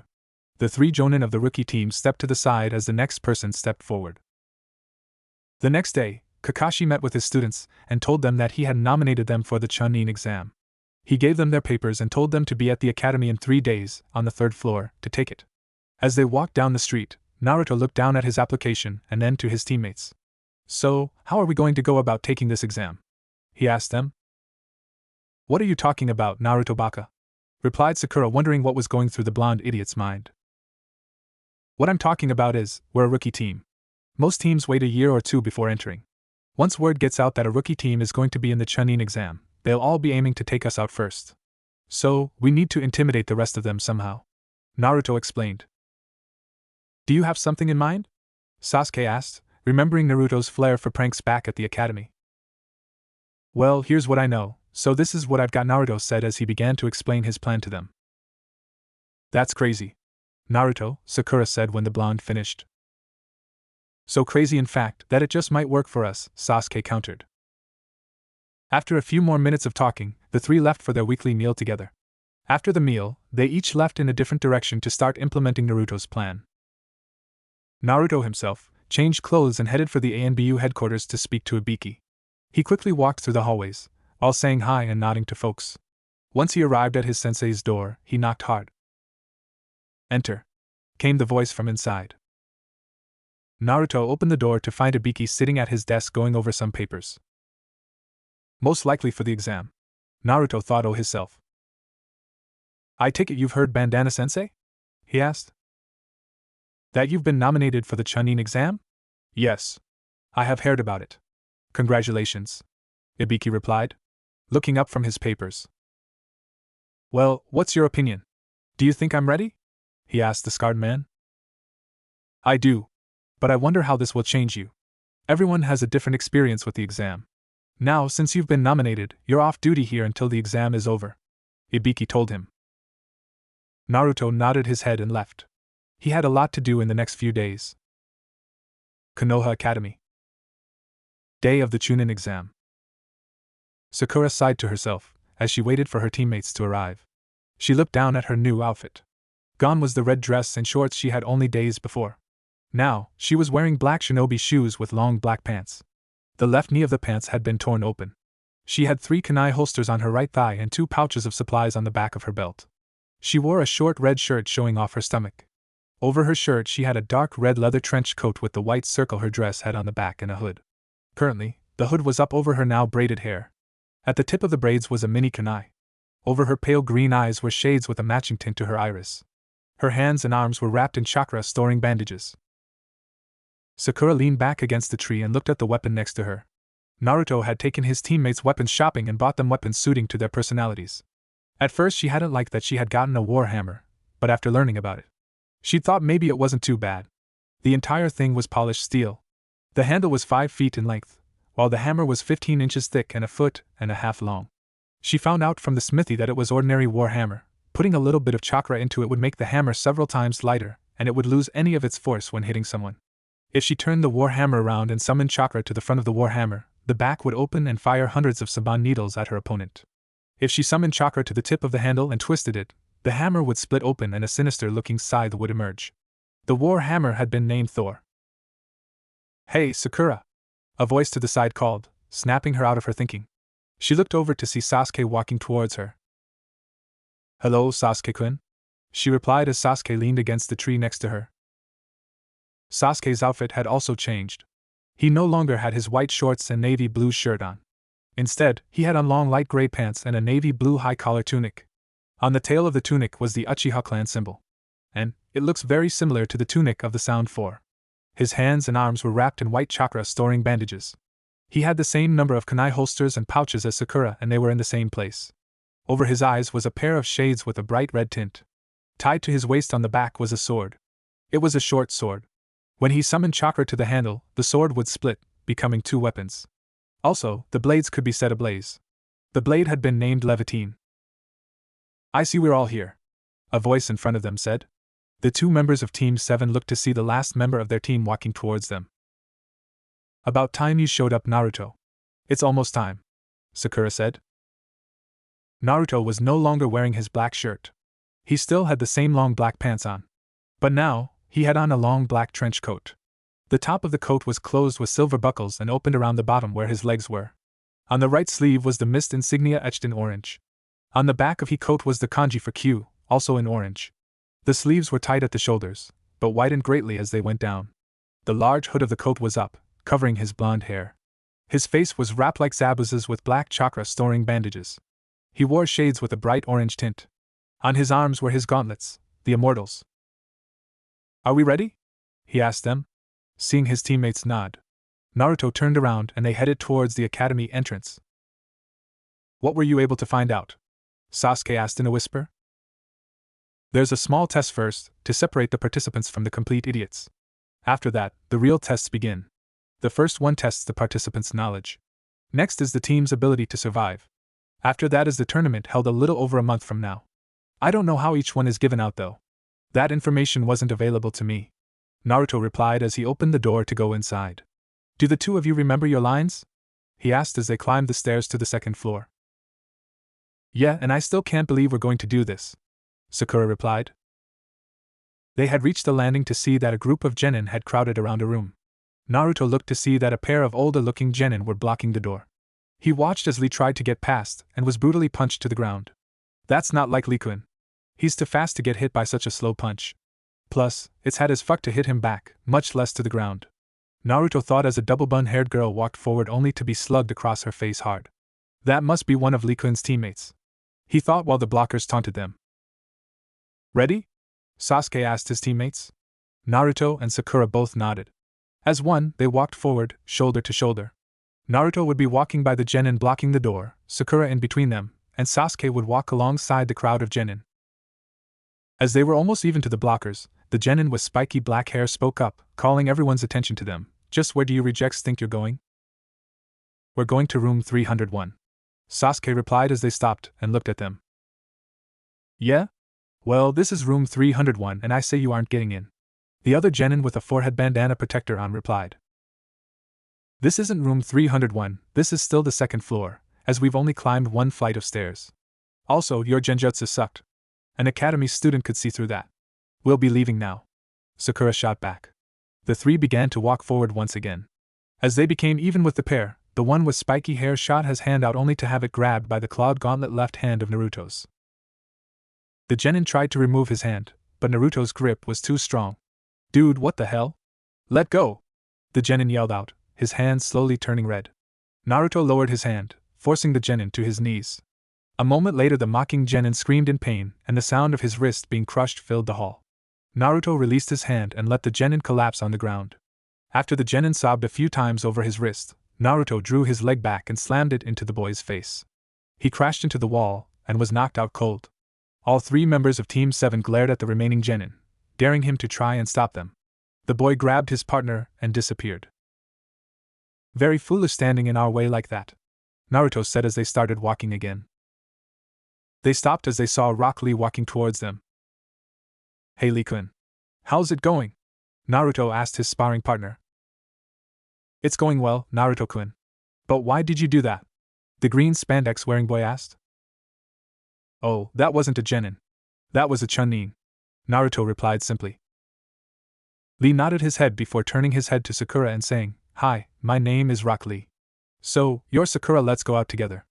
I'll protect you until I die. Lee flashed her his good guy pose. Before Sakura could reply, Naruto replied for her. She'd love to go out with you, Lee. Here's some information about her. Her full name is Haruno Sakura. Her hobbies are playing trivia and memorization. She lives on. Naruto would have continued had he not been bashed on the head by Sakura. Shut up, Naruto, she growled out. She then turned to Lee and said sorry, but no. The three continued walking again, after Sasuke had finished his confrontation with the pupilless white-eyed boy on Lee's team. After a brief fight between Lee and Sasuke, in which Sasuke was about to have his ass handed to him, they saw their sensei standing outside the room. They then learned that the exam can only be taken by teams of 3. With praise from their sensei, they stepped forward. Shock filled them as they stared out over the crowd of genin. There were shinobi from all over the continent. Suna, Kumo, Oto, Aim, Kusa, and Taki were all being represented. The 3 of them did their best to control their surprise. They were brought out of their thinking as a voice called out, Sasuke-kun. You're late. I haven't seen you for a while, so I've been waiting in excitement. The team turned to see Ino of Team 10, glomping Sasuke. Get off of our teammate Ino, Sakura said as Sasuke forcibly removed Ino off of himself. Well, if it isn't Sakura? Ino replied as she took in her rival's new appearance. Yeah. What? What's with the outfit? Asked the platinum blonde. You didn't expect us to stay the same, did you, Ino? Replied Naruto. So, you guys are taking this stupid test too? Came a voice to the side. Looking over, Team 7 saw the remaining members of Team 10 walk towards them, Shikamaru and Choji. Well, I see the idiot trio is here, replied Naruto. Don't call us that, Naruto, Shikamaru said as he took careful notice of Team 7's new look. Hey, we found you guys, yelled a voice, approaching them. All 6 rookies glanced over to see the last remaining 6 rookies walking up to them. So, everyone is assembled, said the gray coat wearing Kiba of Team 8. You guys too? Groaned out Shikamaru. I see that all 9 of this year's rookies are taking the exam. I wonder how far we'll get as Sasuke? Asked Kiba. You seem confident, Kiba, Sasuke replied to the dog user. That's cause we did a lot of training, so we won't lose to you. It doesn't matter how much training you do. As the weakest team, you won't get far, Sakura told them. What did you say? He yelled back. Your team is the weakest. The only member on your squad that actually a threat to anyone is Hinata. Shino is a close second, if he's fighting anyone but me. And you, Kiba, are the weakest, Naruto told him. Hinata blushed at Naruto's words, as Shino arched an eyebrow in response to Naruto's words. Kiba, on the other hand, tried to throw a punch at Naruto's face. He was quickly stopped as he felt 2 blades press against his neck and saw a shadow over his head. Naruto had the right-handed blade of the immortal out, as Sasuke had Levantine unsheathed. Both blades resting on Kiba's jugular, and Sakura had Thor hoisted in the air, ready to smash him. Hey, you guys should be a little quieter, came an older-sounding voice. All 9 of the rookies looked to see an older, silver-haired boy. The boy introduced himself as Kabuto. He told them to stop being so loud or it might cause a scene, as everyone was already on a short fuse. They learned that it was his 7th time to take the exam and, as a result, he had a lot of information about the exam in his info cards. He decided to share some info with them as they were rookies. He brought up a graph, showing them where each participant was from and how many there were taking the exam. Sasuke asked if he had info on individuals. Kabuto said if he had a name he should have it. Sasuke asked for info on Lee and some guy named Gaara. Lee, Naruto already knew about. But this Gaara guy was something else. With so many strong opponents taking the exam, some of the rookies began to lose confidence. Well, now is as good a time as any, Naruto thought to himself as he stepped forward. Sakura, Sasuke, who shall we kill first? He asked in a loud voice, catching everyone's attention. Sasuke smirked slightly and pointed to a team from the hidden ring. Sakura rolled her eyes as she pointed to the hidden sound team. Let's kill them, they replied in unison. They then began to argue slightly over who to kill first, until Naruto intervened. Guys, we'll kill both of them in the second exam, he told his teammates. This caused almost everyone in the room to shudder. Not everyone was taking Team 7's words so lightly. So, he thinks they can kill us? Asked a tall boy with spiky black hair. Let's play with them for a little bit, replied his long black-haired teammate. Good idea. He'll learn that sound shinobi can be quite deadly, said the bandaged-faced boy in front of them. The 3 shinobi ran forward towards Naruto. The spiky-haired boy and the girl with long hair jumped into the air and threw a few kunai at Naruto. Naruto batted the kunai away with his gauntlet. He was then taken by surprise as the last member of the sound team appeared in front of him and made a swipe at his head. Naruto stepped back in time to avoid being hit. However, a second later his vision went haywire. Naruto summoned chakra to his feet to keep him upright, as he forced the bile back down into his stomach. You may want to improve before you make a declaration on killing someone, the bandage-faced sound shinobi told him. Before Naruto could reply, a very familiar voice yelled out from the front of the room as it poofed into existence. Quiet down, you worthless bastards. There standing at the front of the room was Ibiki. Ibiki? Oh shit. Naruto thought to himself. Ibiki explained that they would be taking the first part of the exam in the room. He told them to take a number, and then sit at that assigned seat. Naruto sulked as he realized it was a paper test. The kind he was the worst with. Ibiki calmly explained the rules, after which, Naruto could feel his teammates staring holes into his back. Once the exam started, Naruto looked at his test paper and cringed at the first question. There's no way anyone can answer any of these. Naruto thought to himself, slowly starting to panic. Naruto calmed himself down and took a better look at the questions. These are high-level questions. Most of which I don't know, and I doubt most of the people in here do know. So, I'll answer in my own way, thought the blonde as he began to scribble down answers. 3 minutes later, he put his pencil down and flipped his test over. Naruto leaned back and propped his feet on the desk as he relaxed his head. Several of the examiners, including Ibiki, saw this. What is he doing? There's no way that Naruto could have finished so quickly, Ibiki thought. He'd be the first to admit that his apprentice had grown a lot in the past 5 months, but he still had a ways to go. A couple of minutes later, everyone stopped as a sound unlike any other filled the room. Naruto was snoring, rather loudly too. That idiot is sleeping? This is far too troublesome, thought Shikamaru. He calls me weak, yet he's too dumb to stay awake, thought Kiba as his dog Akamaru gave him another answer. Hinata was blushing as the boy of her dreams was sleeping next to her. This guy is worse than Killer Bee Sensei, thought a golden-eyed, red-haired kunoichi of Cloud thought to herself. Surely Naruto's not really stupid enough to be asleep, Sakura thought, praying to Kami that teammate wasn't stupid enough to fall asleep during a major test. She was disappointed, however, when Naruto spoke. No please, Naruto mumbled. I couldn't eat another bite. Well, okay, Naruto smiled, sleeping. But only because you're such a cute bowl of ramen. Sakura banged her forehead onto the table. He actually is that stupid. When Naruto woke up, the hour was almost over. Ibiki told them that it was time for the 10th question. If they failed this question, they would remain genin forever. Several people began to leave, not wanting to fail. Naruto came face to face with a dilemma. He could stay and answer, and if he failed to answer correctly, he'd stay a genin. Naruto slammed his hand down on the desk and declared in a loud voice that even if he stayed a genin, he'd still become Hokage. Seeing that no one was leaving after Naruto's speech, Ibiki then smirked as he congratulated the remaining genin on passing the first part of the exam. Naruto's eyes bulged as Ibiki explained the reasoning of the test to a busted Suna Kunoichi. I can't believe that jerk. Well, at least it'll be easier now, Naruto thought to himself. Suddenly, a loud crash was heard as a figure busted through the glass. Never mind. This just got worse, Naruto thought, knowing that there was only one person in all of Konoha dumb enough to interrupt Ibiki's speech like this, and he knew who it was. All right, you worms. I'm Mitarashi Enko, the second examiner for the Chunin exam. Now, let's go, Enko yelled out in a loud voice.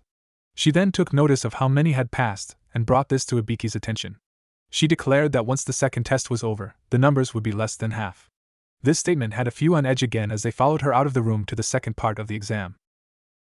After about 45 minutes of walking, the genin found that they had been led to a thickly forested area, surrounded by a high metal chain-link fence. The trunks of the trees were thicker than any other tree in all of Konoha. Many of the trees' trunks were almost as thick as base of the Hokage Tower. Please tell me we aren't where I think we are, Naruto thought as he stared into the foreboding forest. Welcome to the stage for the second exam. This is Training Ground 44, otherwise known as the Forest of Death, Enko announced happily. In fact, a little too happy. Shit, Naruto repeated over and over again in his mind. He had heard a couple of ANBU talking about this training ground. Training Ground 44 was a Jonin-level training ground. In fact, it had been reported more than once that a careless Jonin had gotten seriously injured by the forest. Inside were untold horrors, as certain animals lived in the forest that lived nowhere else: man-eating centipedes, giant tigers, acid-spewing plants, and more. Kiba had made the mistake of mocking Anko while she was telling them the name and got a kunai thrown at his cheek. The blade barely grazed him, but it was enough to leave a faint cut. Anko had then moved right behind him, with another kunai pressed against his neck. However, she quickly spun around to see a presence behind her. A tall,